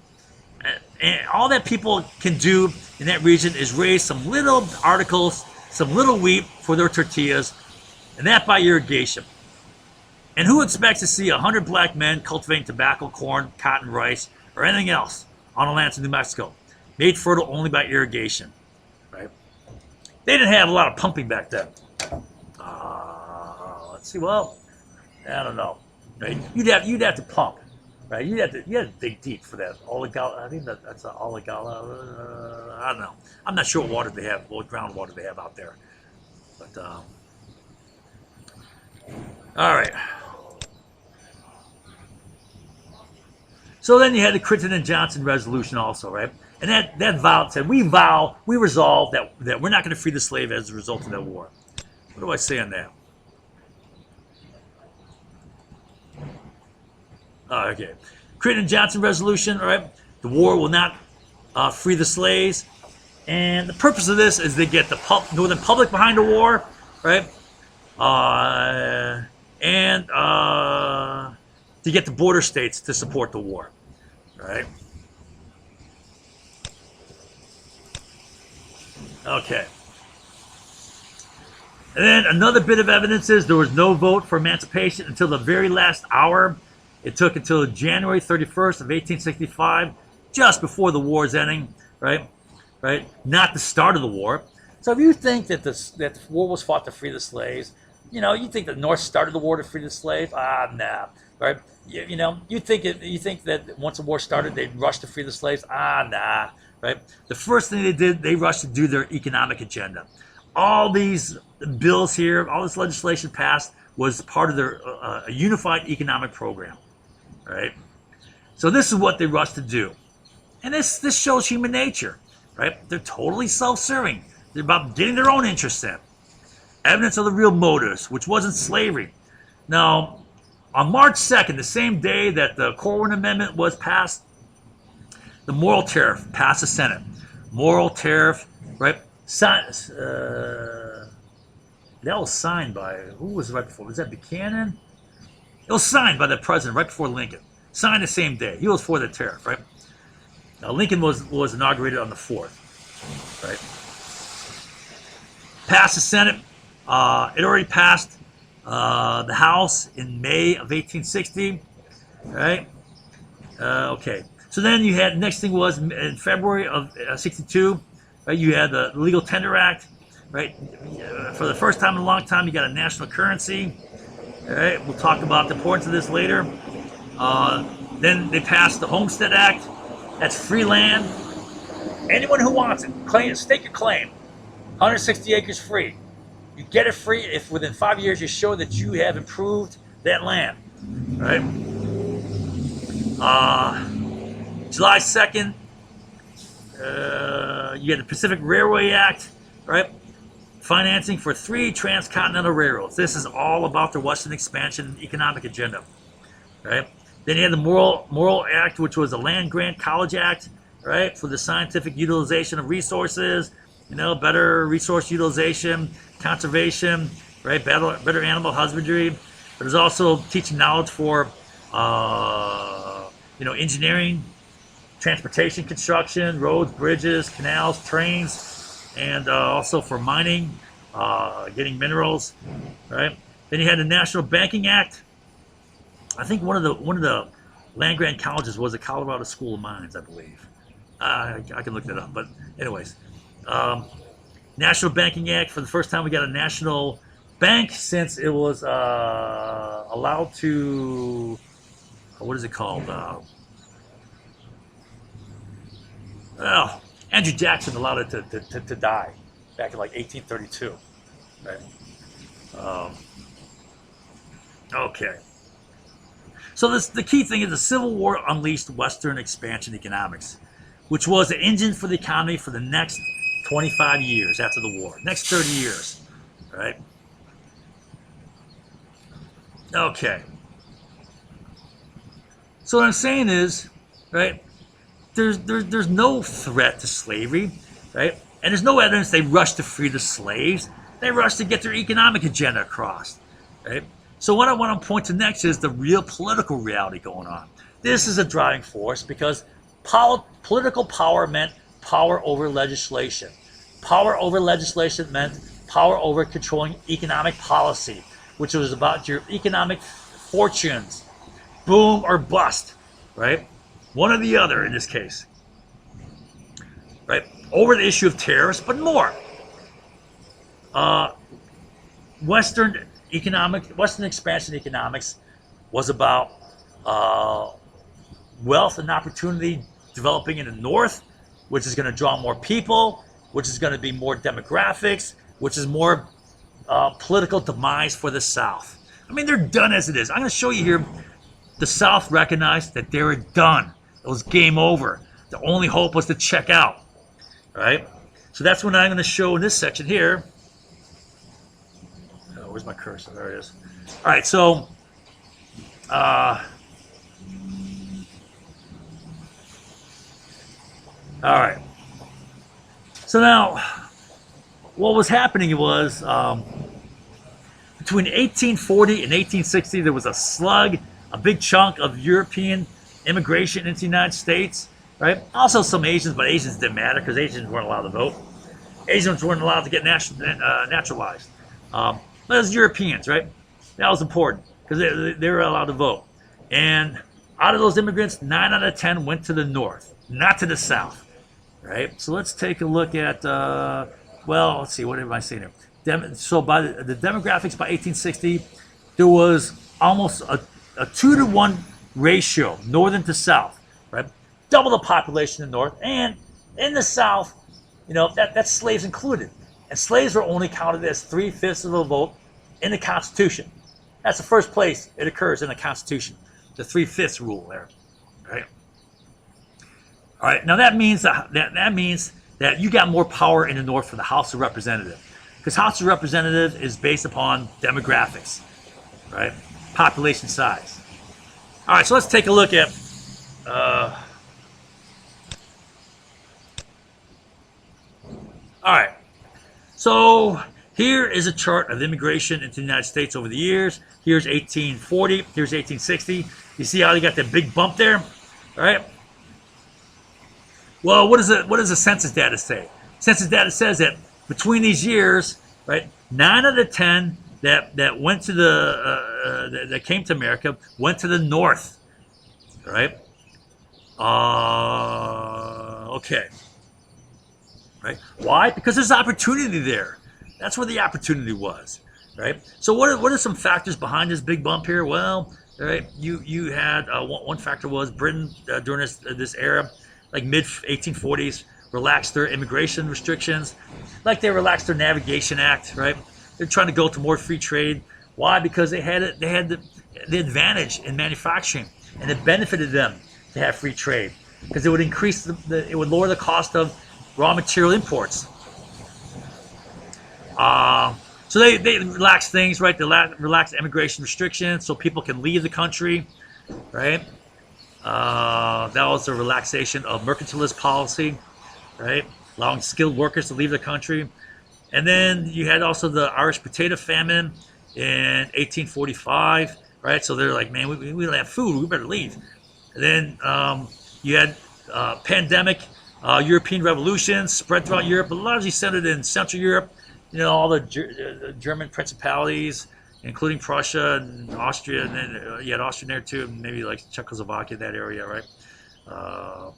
I guess Holy Roman Empire, region, right? Then you had pandemic. I said that. You had bad economic conditions in Europe. Economy's bad, so we'll try America. You also had the California Gold Rush. That drew a lot of people. 1849, 49ers. You had the advent of steamships. That's another factor. First Cunard steamship. Cunard Company made the Titanic and also made the Lusitania, right? Well, they came out with a transatlantic steamship in 1840, right around 1840, right? Made it cheaper to travel, made it quicker. Otherwise you're suffering. 3 weeks in bad conditions. For most people, you basically had first class, you had second class, you had third class, you had fourth class, and you had standing room only. I'm just kidding, but I mean it was kind of like that, right? Most people were coming in dirt cheap and in very rough conditions. So this made it shorter, cheaper. Okay.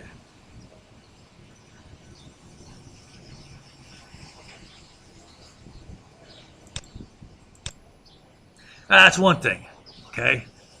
So you got you got the northern demographics shifting to the north, right? And then you had states shift, right? So let me try to explain the state shift here. I'll explain with a diagram here.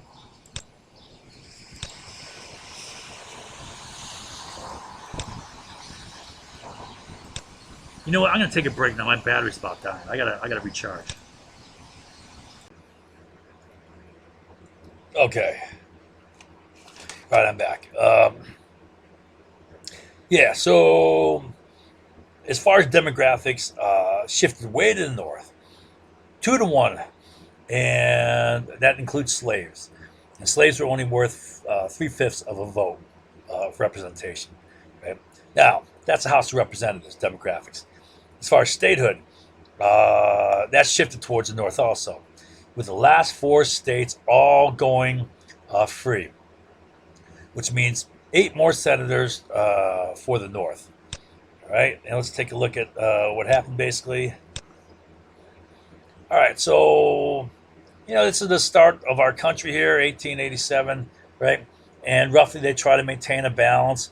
Every free state, you get a slave state, right? So up until about the Mexican-American wartime, there was a balance here. You see that? After that, the new territory, all this is new territory.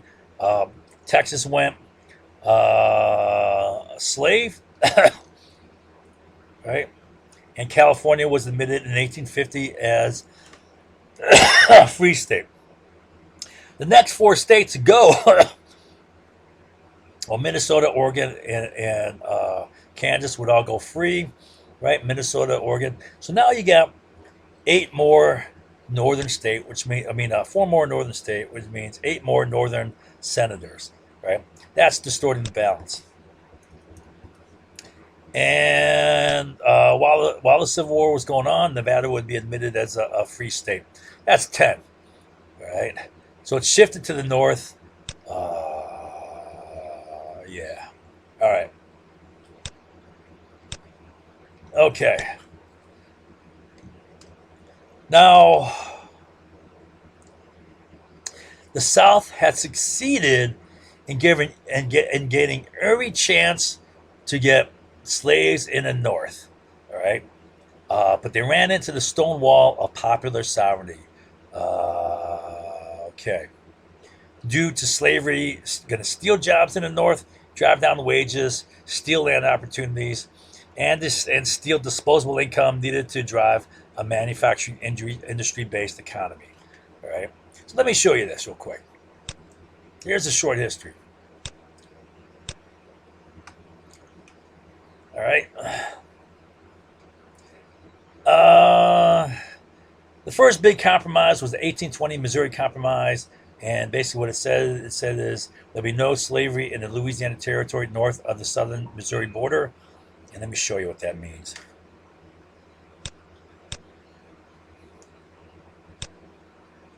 All right, here's Missouri. So Louisiana Territory comes down here. There's Louisiana, right? Kind of comes up like this.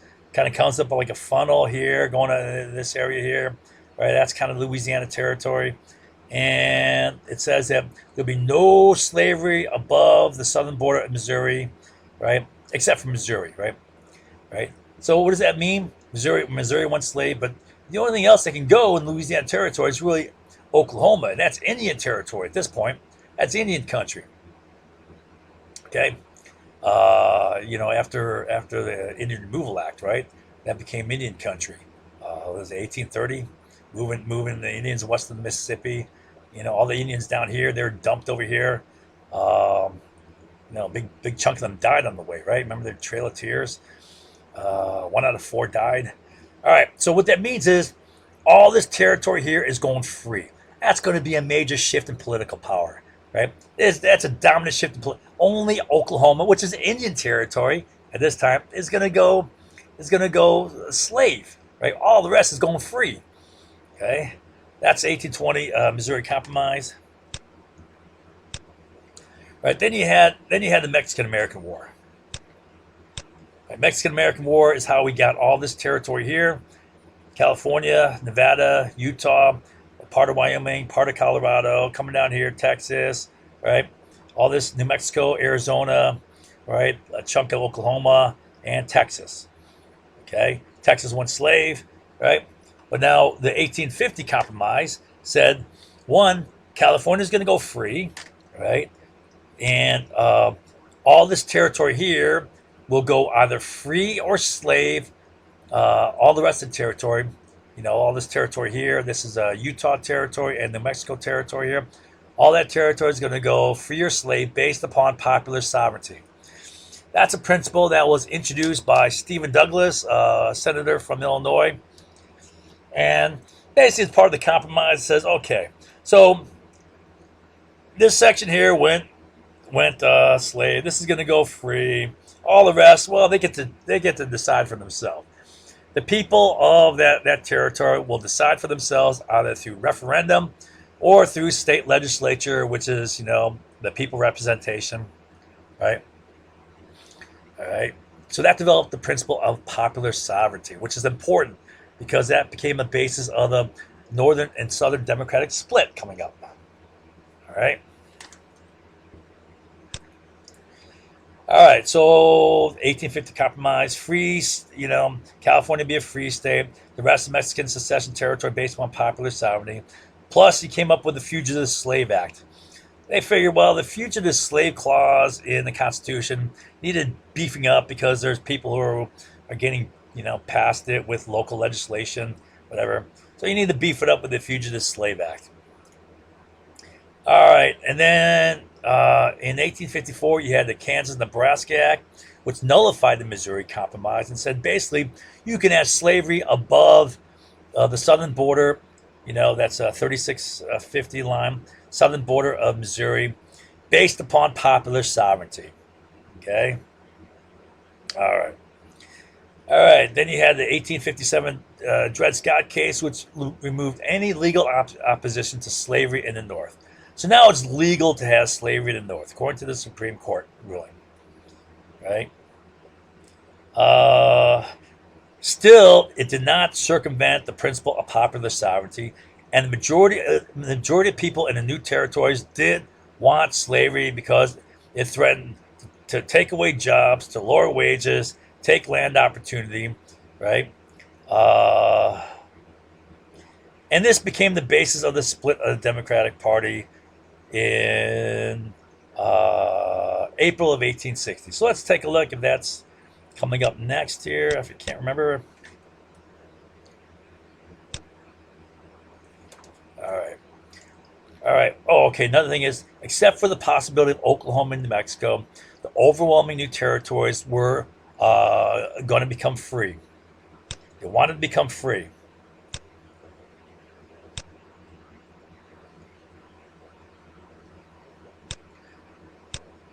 So let's take a look at this.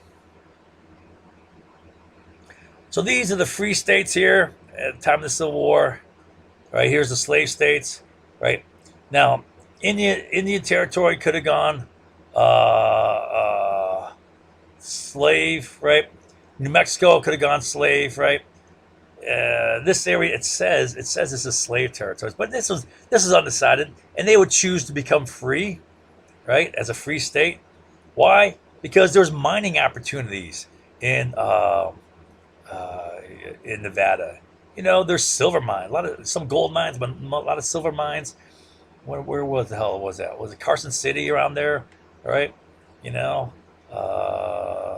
East of Lake Tahoe, right? Right around Reno, I guess, that area. And yeah, so that's why Nevada went free in '64. All right. So the vast majority, all this area is going to go free. All this area here, the big chunk of our country is going to go free. And that's going to spell political doom for the South, right? And if you expand in this area with trains, all this area is going to be populated, right? It's going to draw more people in there. It's going to whack the demographics even worse, okay? They saw that the writing was on the wall and that they were done. If they're done politically, that means they're done with legislative power, which means they're done as far as economic policy. They're going to get screwed. Their only chance was to check out. I mean, does that make sense? Right? So another thing that happened was on the eve of the 1860 election, there was a split of the Democratic Party into three. The first split was the Unionist Party. In February, they broke apart, saying, "Hey, no matter what, we're staying with the Union. We're not breaking up. We're not splitting off. With secession." And this was the border states. Like Missouri. Missouri was like really on the border. It was on the fence there. But let's see, was it Kentucky? Virginia split to West Virginia. Maryland wanted to stay with the North, and same with Delaware. All right. Okay, those are the border states that were slave states, but yet they wanted to stay with the Union. They broke off and formed the Unionist Party, or I think it was called the Unconditional Union Party. That was another name for it. They're saying, no matter what, we're staying with the Union. Why? That's where their money bag was. All right, now the situation with the North and the Southern split is in the North, the people of the North did not want slavery. So if you're a Democrat and you want to get reelected, you cannot say, "Hey, we're going to absolutely have slavery." Why? Because you're going to get run out of town by the voting populace. You're never going to get reelected, right? So you had to go under the principle of popular sovereignty. There could be slavery, but you know what? It's up to the people. And the people would say, "Okay, we're fine with that because we get to decide," right? And now, that's not fine with the South because in order to spread their power, they got to keep expanding. They got to demand absolutely there's going to be slavery in the North, right? Otherwise, they're done. Okay, so that caused a split. The Northerners said we got to go upon the basis of popular sovereignty. The Southern Democrats said no, we're going absolute slavery. So they split. So there are three. So the Democratic Party split into three candidates. Northern Democrats were Douglas. Southern Democrats were Breckinridge. Unionists were Bell. Okay. Moral tariff had already passed the Republican-controlled House in spring.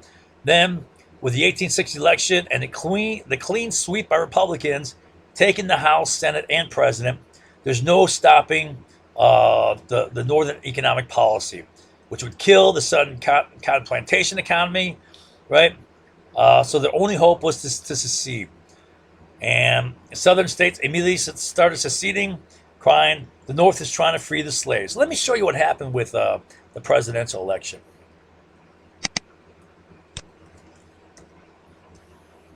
All right, so here's the election results. Here's Lincoln. This is Northern Democrats with Douglas, Southern Democrats with Breckinridge, and the Unionists with Bell. All right. So Lincoln got 180 electoral votes, right? Douglas got only 12. All right.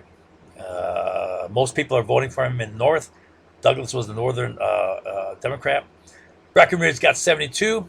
Bell got 39. There's no chance anyone else is going to touch Lincoln. I mean, the next place person is less than half electoral votes as Lincoln. I mean, the Democrats are done, right? They know that their only chance now is to check out of the Union, right?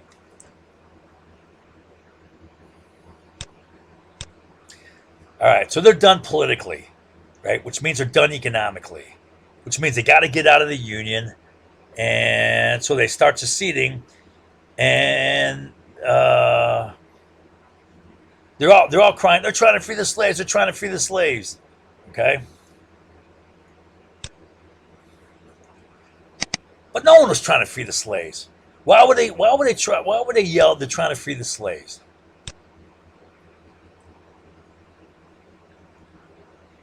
What is this?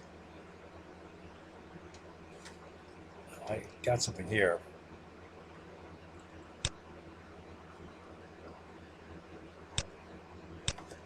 I gotta bring this down.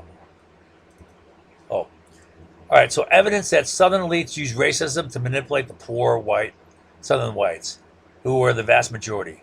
All right. So there's no threat to slavery, but they're shouting, "Oh, the North's trying to free the slaves. The North's trying to free the slaves."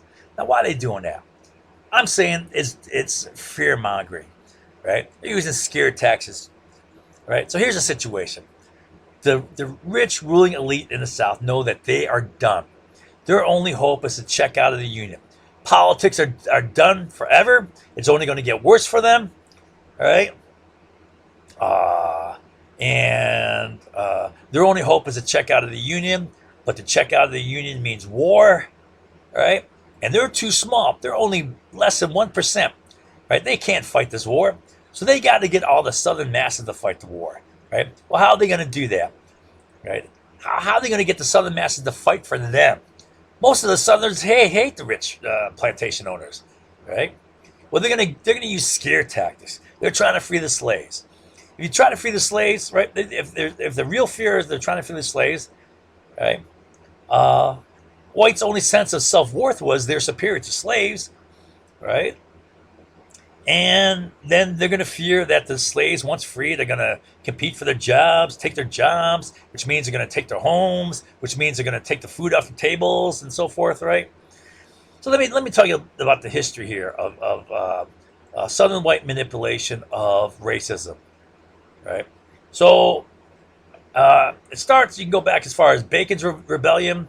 It's often said this is the start of racism in our country, right?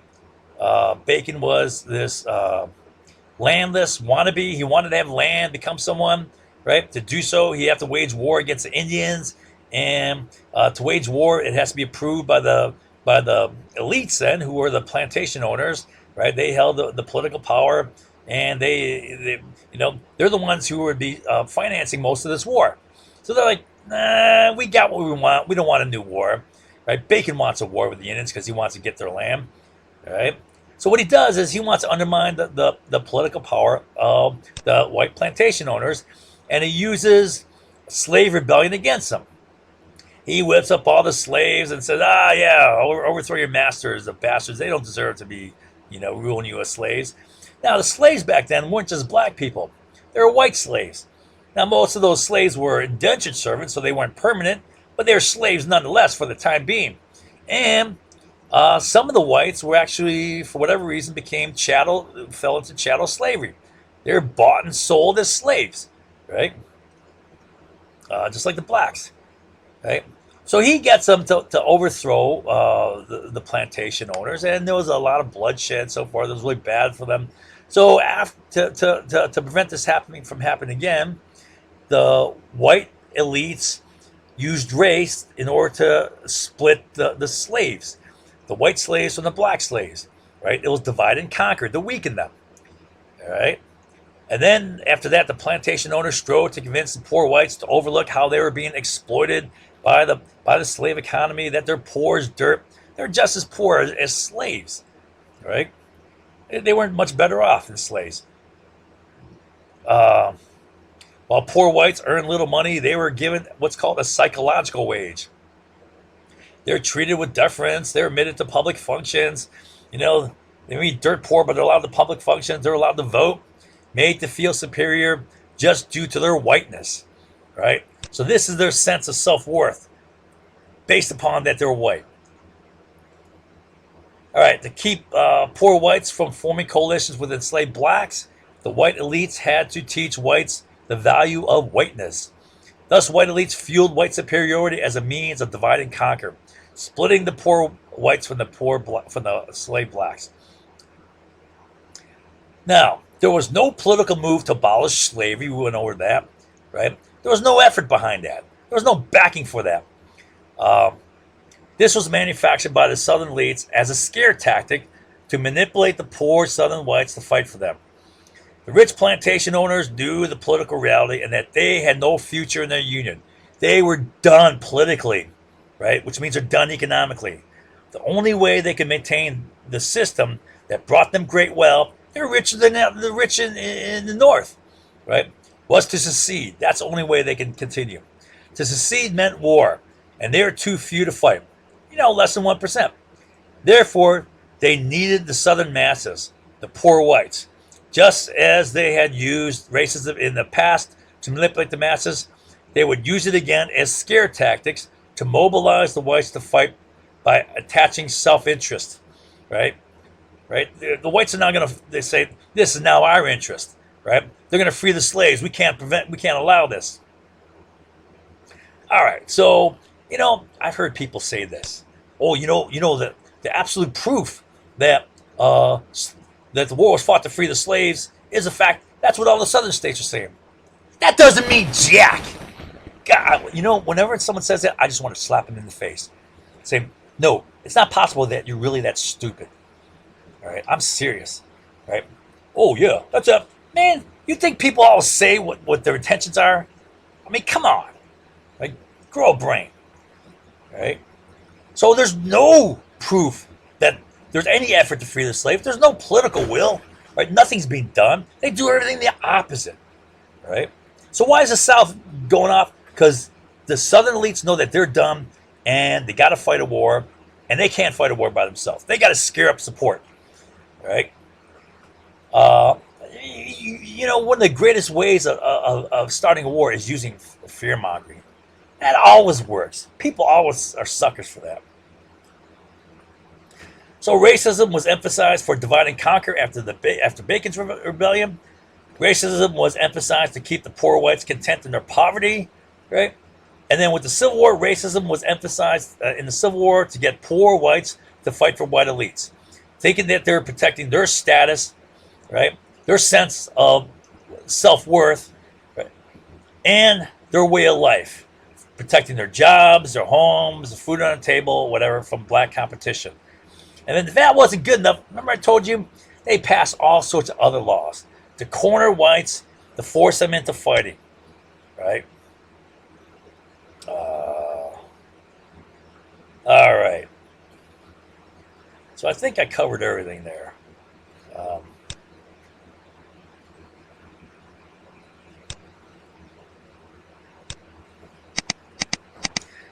Now, after the southern states seceded, there's no opposition to Republican legislation, and they had passed their economic agenda right here, all this stuff.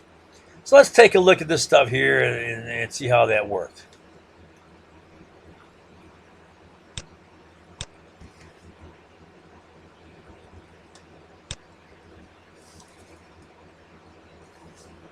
Shoot.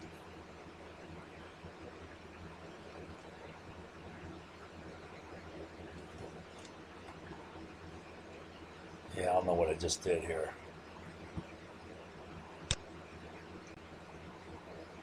All right. So the Civil War unleashed rapid Western expansion economics. Okay. Before the Civil War, Western expansion was being stalled and blocked by North-South competition over you know, political expansion. Right? Fight over political power and control over um, economic policy. That's what it came down to. Here's a quote. Uh, but the North-South argument over extending slavery into the Western territories stalemated both sides, as it did almost other major legislation. Well, the major legislation that was stalled was the Republican Party agenda down here. We'll talk about it in a second.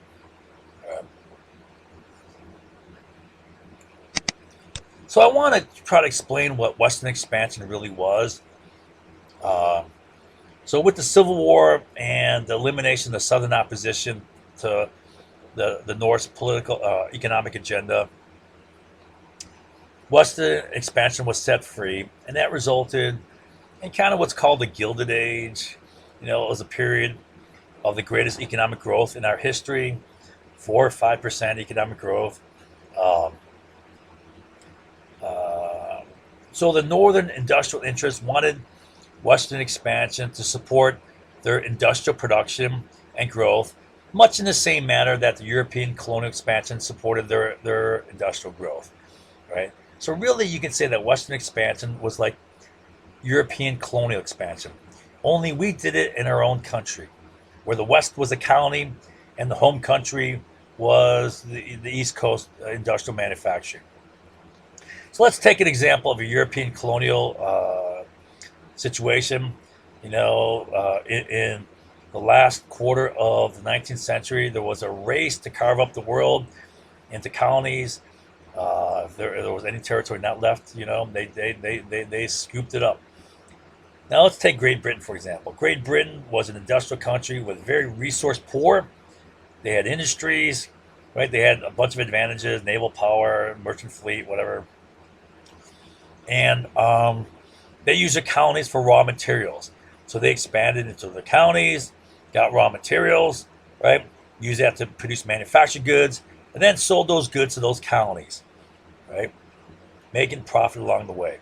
That's really what's going on in the United States.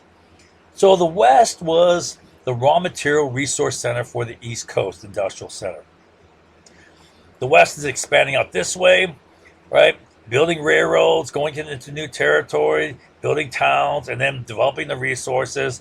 Those raw materials would be shipped back to the East Coast, for which money's paid for them. So money's going back this way. Now, they didn't just sit on that money or stuff it into mattress. They used that money to buy manufactured goods, whatever they needed to build their towns, whatever luxury goods they wanted, you know, anything. So manufactured goods are going back this way. Money's going back this way.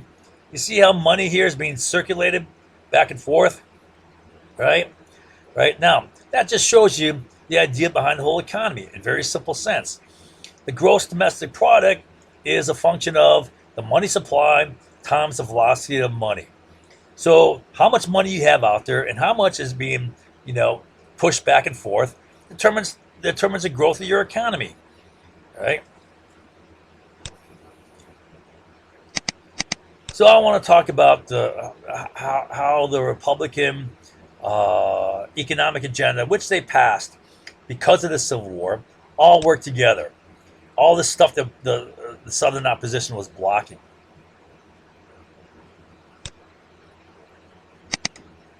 All right. So this diagram kind of shows the legislation. Everything in yellow is Republican legislation to promote their economic system. All right. Things like Pacific Railway Act, that's transportation, all the way to the Pacific Ocean, right? Accessing all the resources along the way. High tariff, that's a moral tariff. Free land, that's a Homestead Act. Land grant colleges, that's a moral act, right? National currency, that's legal tender act. National bank, right? All right, so let's see how these all work together. So we'll start with free land, right? This is critical. This was, for one thing, it was a means of the Republicans gaining support, right? They said, hey, right, you don't have money for land? We'll give you land for free. 160 acres free. Just stake your claim and show you've improved on the land within 5 years, and you get it free, right? What did that do? That created opportunity, right? Now, that opportunity led to increase in human incentive, right? Human incentive, human motivation, human energy, human creativity. That's all proper utilization of human resource. That's huge. That's important, right?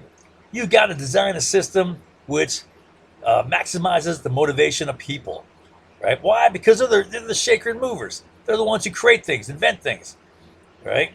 You got to unleash their creative talents, right? And their energies, their efforts, right? And this is where communism failed. Communism just suppressed it, killed human incentive.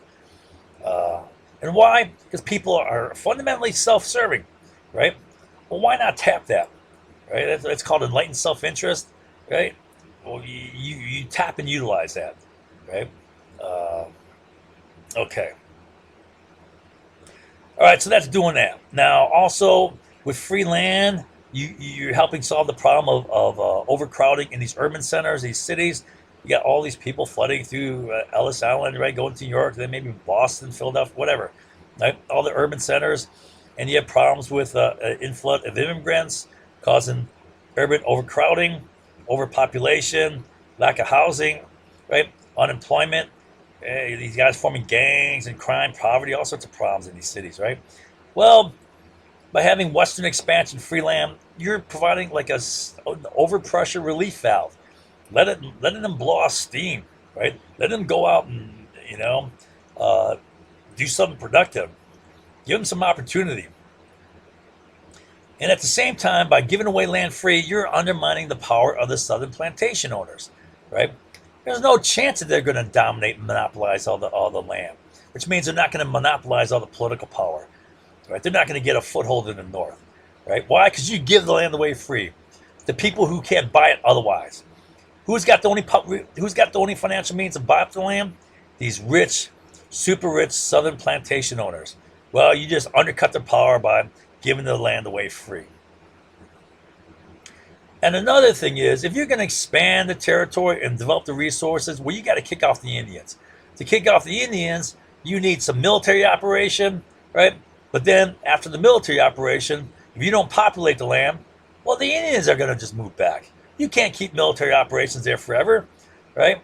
So one way of keeping the Indians from coming back is you destroy their grazing land. The Indians were hunter-gatherers, right? They would hunt whatever, deer, buffalo, I don't know, right? Well, you destroy the grazing land by converting it to farms. Then all the buffalo and deer die off, or they got to move on somewhere else, right? And then the Indian populations either die off or they got to move on, right? So free land is a means of consolidating the land that you're taking from the Indians, right? And it also makes the railroad it's the only way to really make railroads viable. Okay, without production on the land, right? There's no freight to be carried by the trains, and they go out of business. I'll explain that when I talk about the symbiotic relationship up here. Oh shoot. Then another thing is with free land, You increase land for mining, gold and silver, which is important for currency, money supply, expanding the money supply, and everything else from like tin to iron ore or whatever, right? Um, okay, all right. Okay, E, F, G, H. All right. So if you increase human incentive, right, motivation, energy, um, you're going to better develop the land, and that's going to increase resource extraction, right? And that's going to increase productivity. It's going to give you the materials for your industries back in the East, right?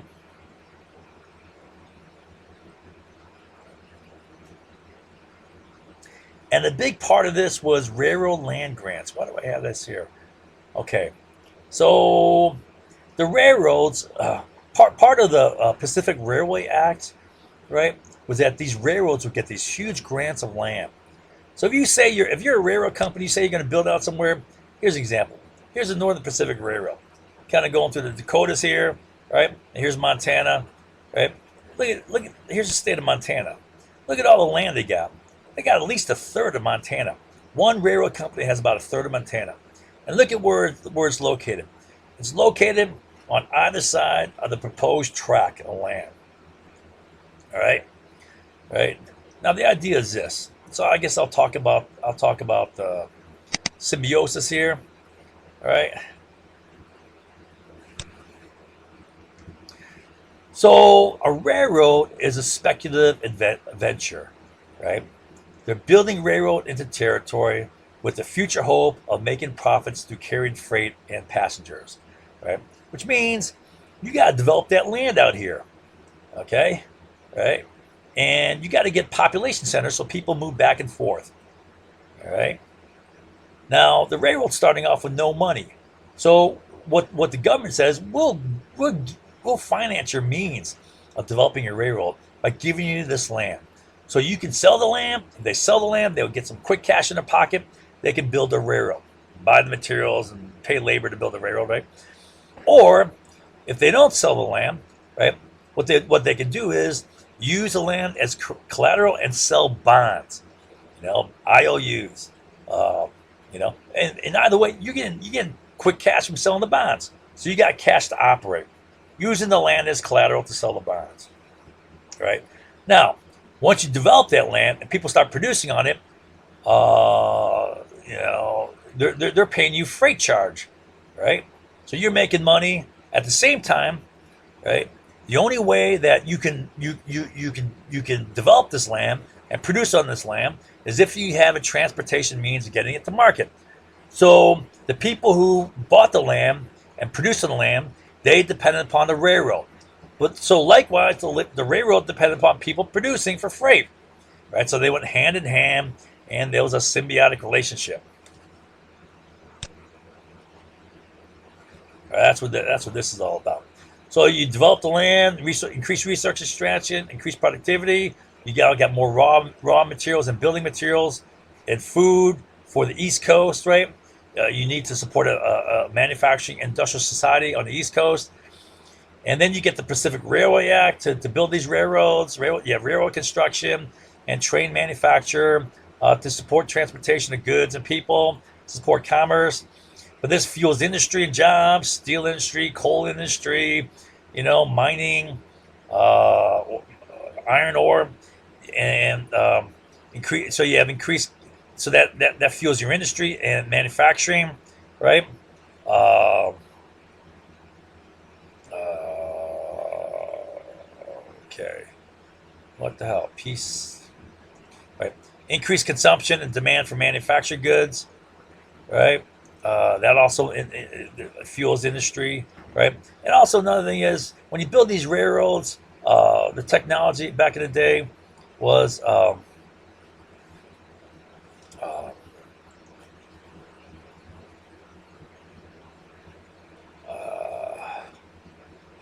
technology back in the day was wood or coal-fired steam engines, and it was a steam piston which dumped the steam into the atmosphere, right? So the limiting factor was not the fuel; it was the water for steam. So about every 20 miles or so, you needed to have a watering station, and turn out you also needed to have a town about every 20 miles due to transportation to get goods on a train. You know, so you needed a support town to for the train to stop, and you put your produce on a train, or it was also a place where goods coming from the east would be distributed. So it's a distribution market, right? So you need to establish a chain of towns about every 20 miles or so to support the trains and to distribute goods. And so when you build these towns, that would increase demand for urban development, and it'd also be an outlet market, okay, for goods from the east, right? So think about it. You're building a town. You build what's in these towns. I mean, these towns are just like you see in Western movies, right? There are these cowboy towns, like Western towns. They have, you think of like a saloon, a restaurant, a hotel. You got barbershop. You got the sheriff's, and you got the general store, the dry goods store. You can get a lot of things you need right there, right? But it's not a great supply. But the thing about it is, in 1872, you had the Ward's catalog developed, right? So with the Montgomery Ward's catalog, you can get things through mail order. It was Amazon.com back then. Then that was followed with J.C. Penney's and Sears, right? Right? Those became mail order catalog companies, right? So you can get whatever you needed, right? If you're doing okay, as a farmer, right? Maybe your wife wants some luxury goods. You can get some fine china, chandelier, whatever, silverware, right? Anything you wanted. And that expanded as a market. It became a market for, and that's fueling our economy. So you have increased consumption, demand for manufactured goods. That's fueling our industries on the East Coast. Okay. PQRS. KT. Oh, and then to protect our industries, especially like steel, textiles and steel, right? You know who dominated iron production in the United States?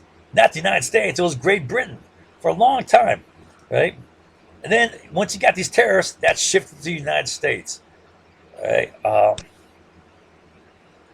So high tariffs to protect our industries. Great Britain has an advantage, right? Okay. All right. So you need high tariffs. TU. All this is going into economic growth, right? All right. Economic growth. Again, we have money supply times velocity of money. U, V, V. All right. Now, another thing is wage labor. Okay. Wage labor was important for one, right? You need people, wanting to work for something, right? So they got to make a decent wage. That's going to increase motivation and energy, right? Effort, right? Making them more productive. You want to fuel that, okay?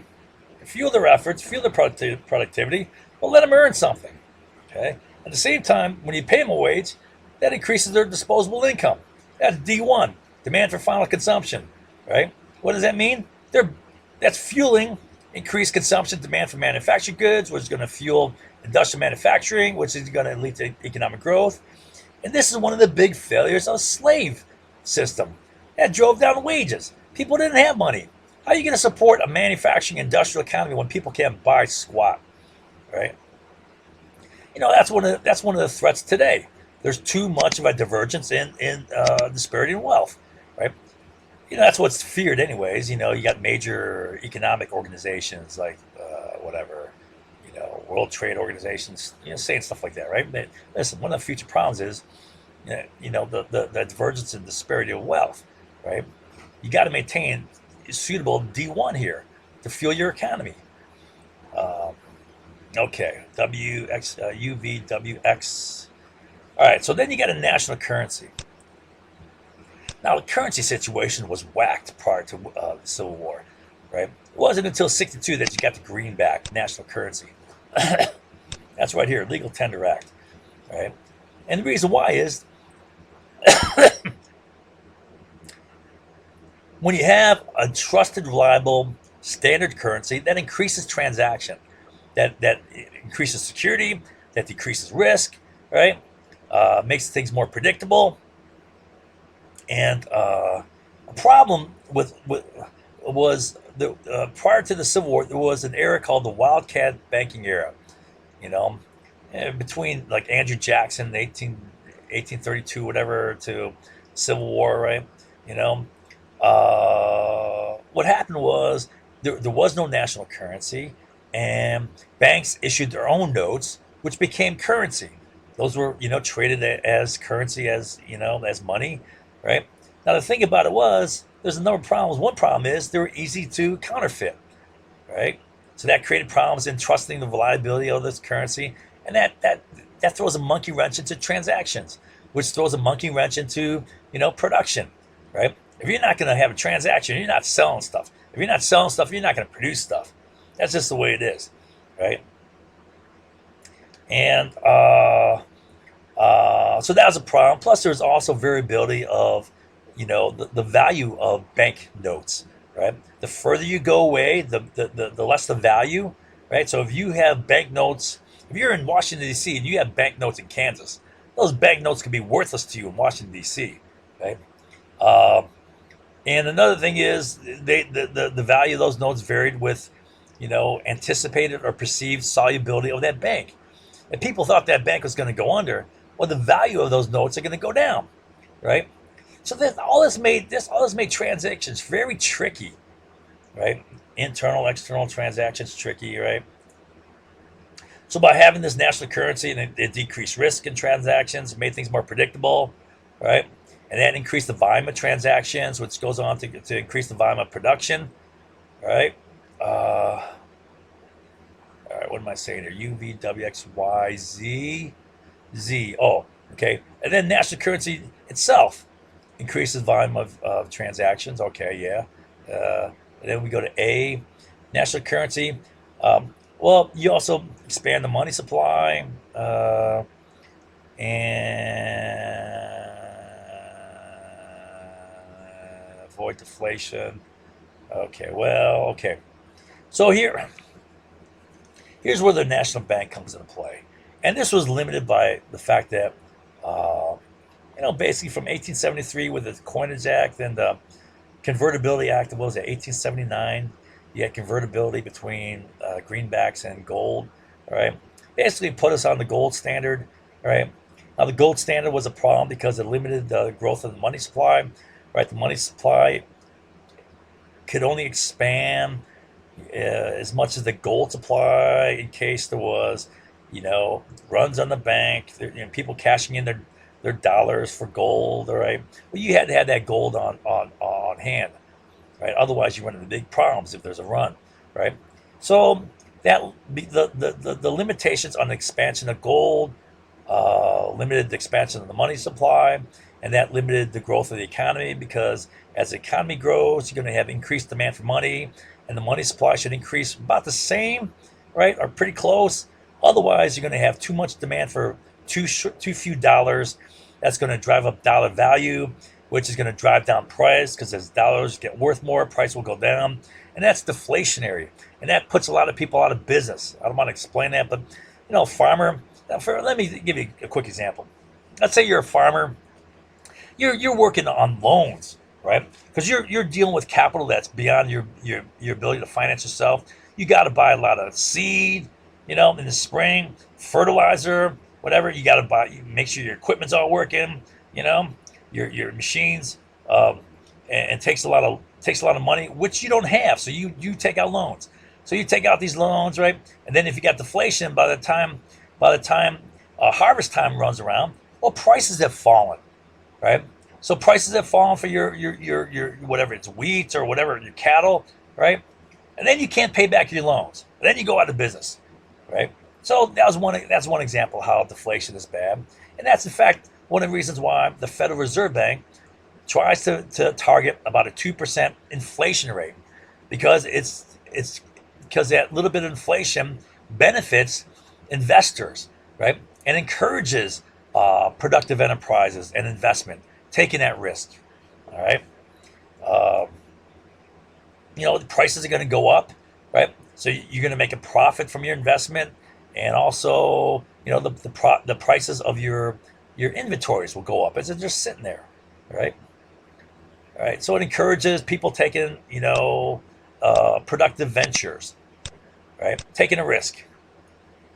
Um, so National Bank allows for expansion of money supply, and the problem was limited by gold in that era. Um, uh, Avoid deflation and business failure. Okay. C, where's C? A, B, C. Okay. Right. Increase. All right. So all this increases investment in the area, and then increased investment increases production capacity. Right. Oh yeah, production capacity. Yeah, production. Prod cap.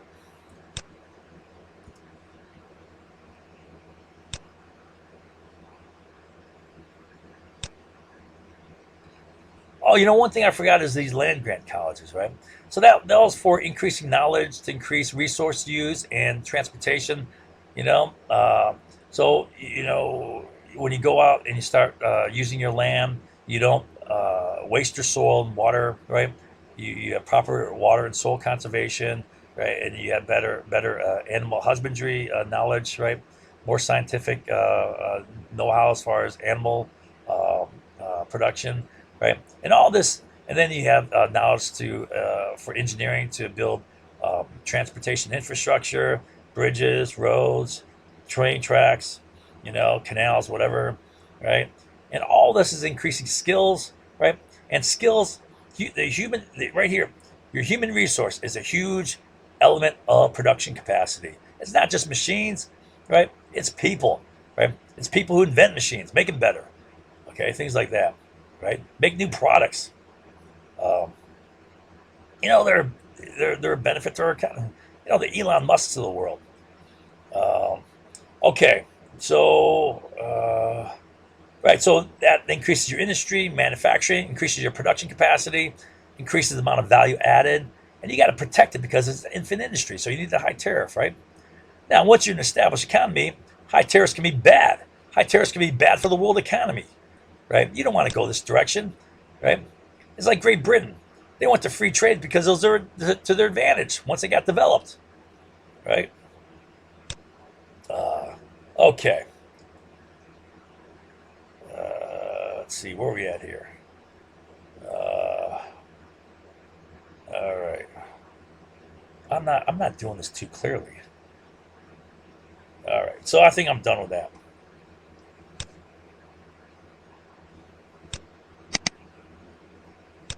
All right. So here's all this stuff going on here, right?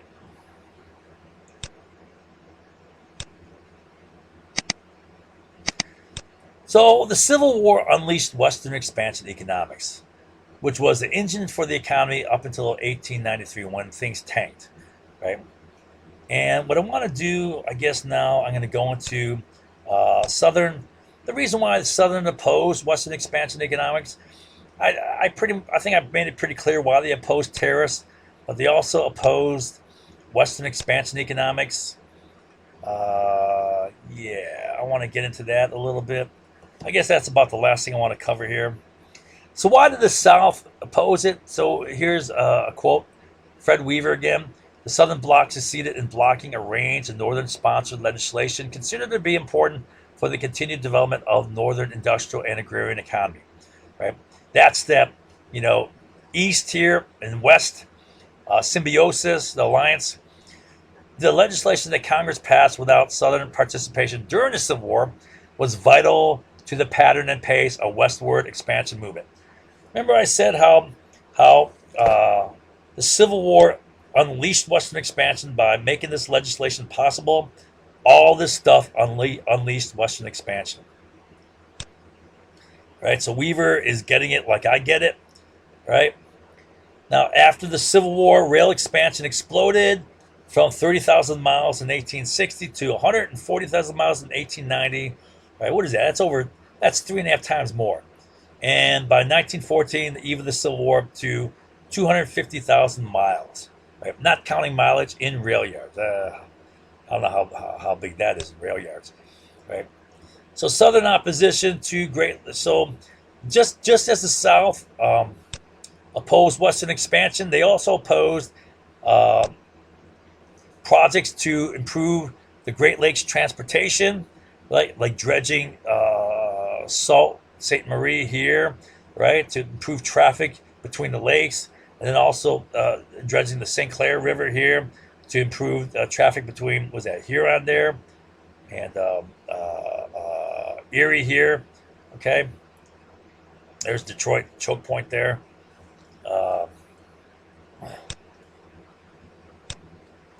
all right, so they blocked that, and this is my what I'm thinking here. Okay, this is my hypothesis, right? I don't want to say theory because theory is not a guess, right? Too many people think theory means guess. It is not. It's a system of proven hypotheses, right?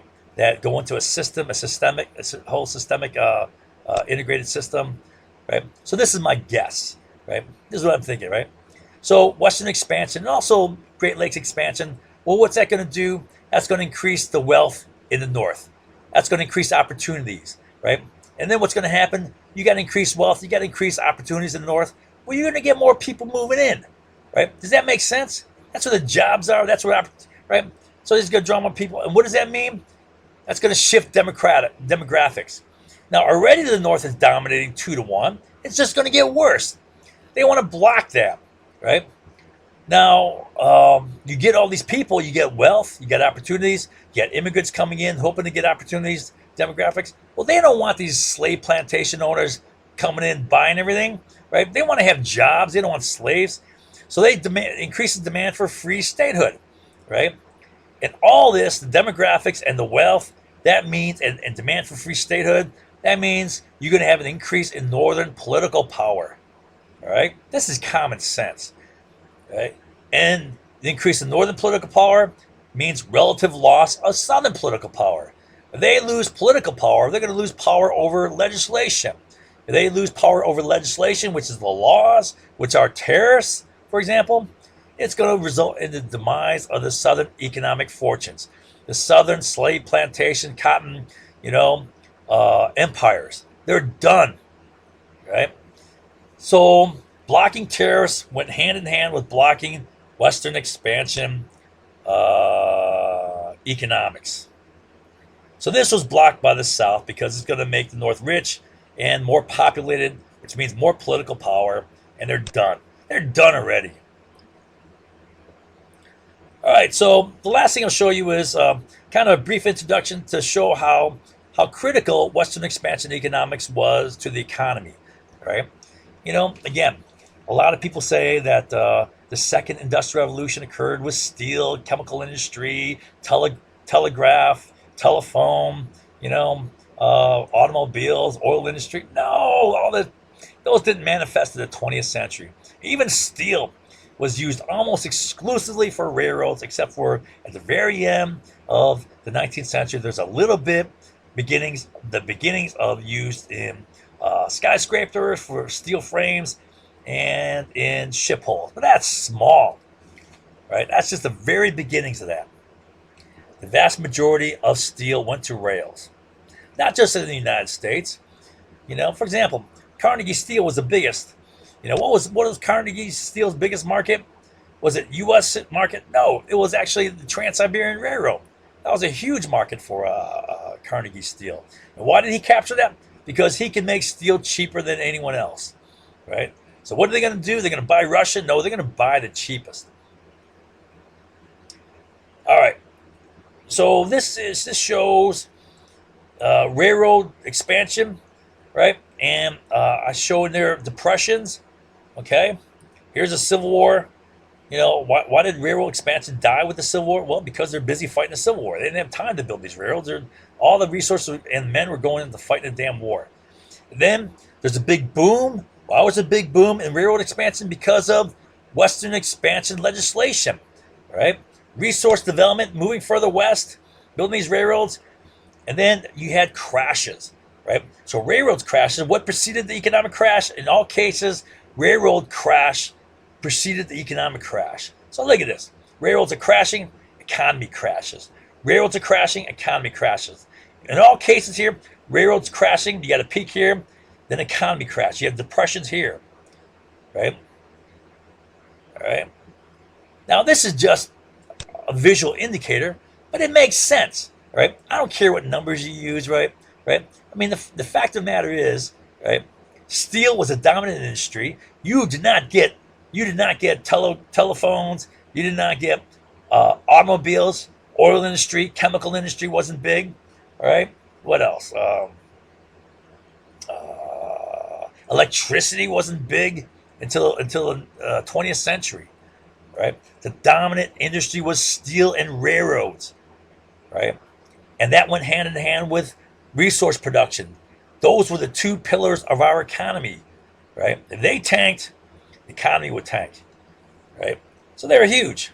Now, this had a big impact upon the Indian Wars, right? And this had a big impact upon the Spanish American War. I'm not going to explain yet, right? So Western expansion economics has significance for the acceleration of Indian Wars in the 25 years after the Civil War and in the Spanish American War. And that's where I'm going to stop right now. I'm not going to explain this to the next lectures, right? I'll explain it better then. But I'll just give you a brief heads up. I'm going to go to... Next, I'm going to give a summary of the big picture, how, how history can be crap, right? And how history is a social force in our country.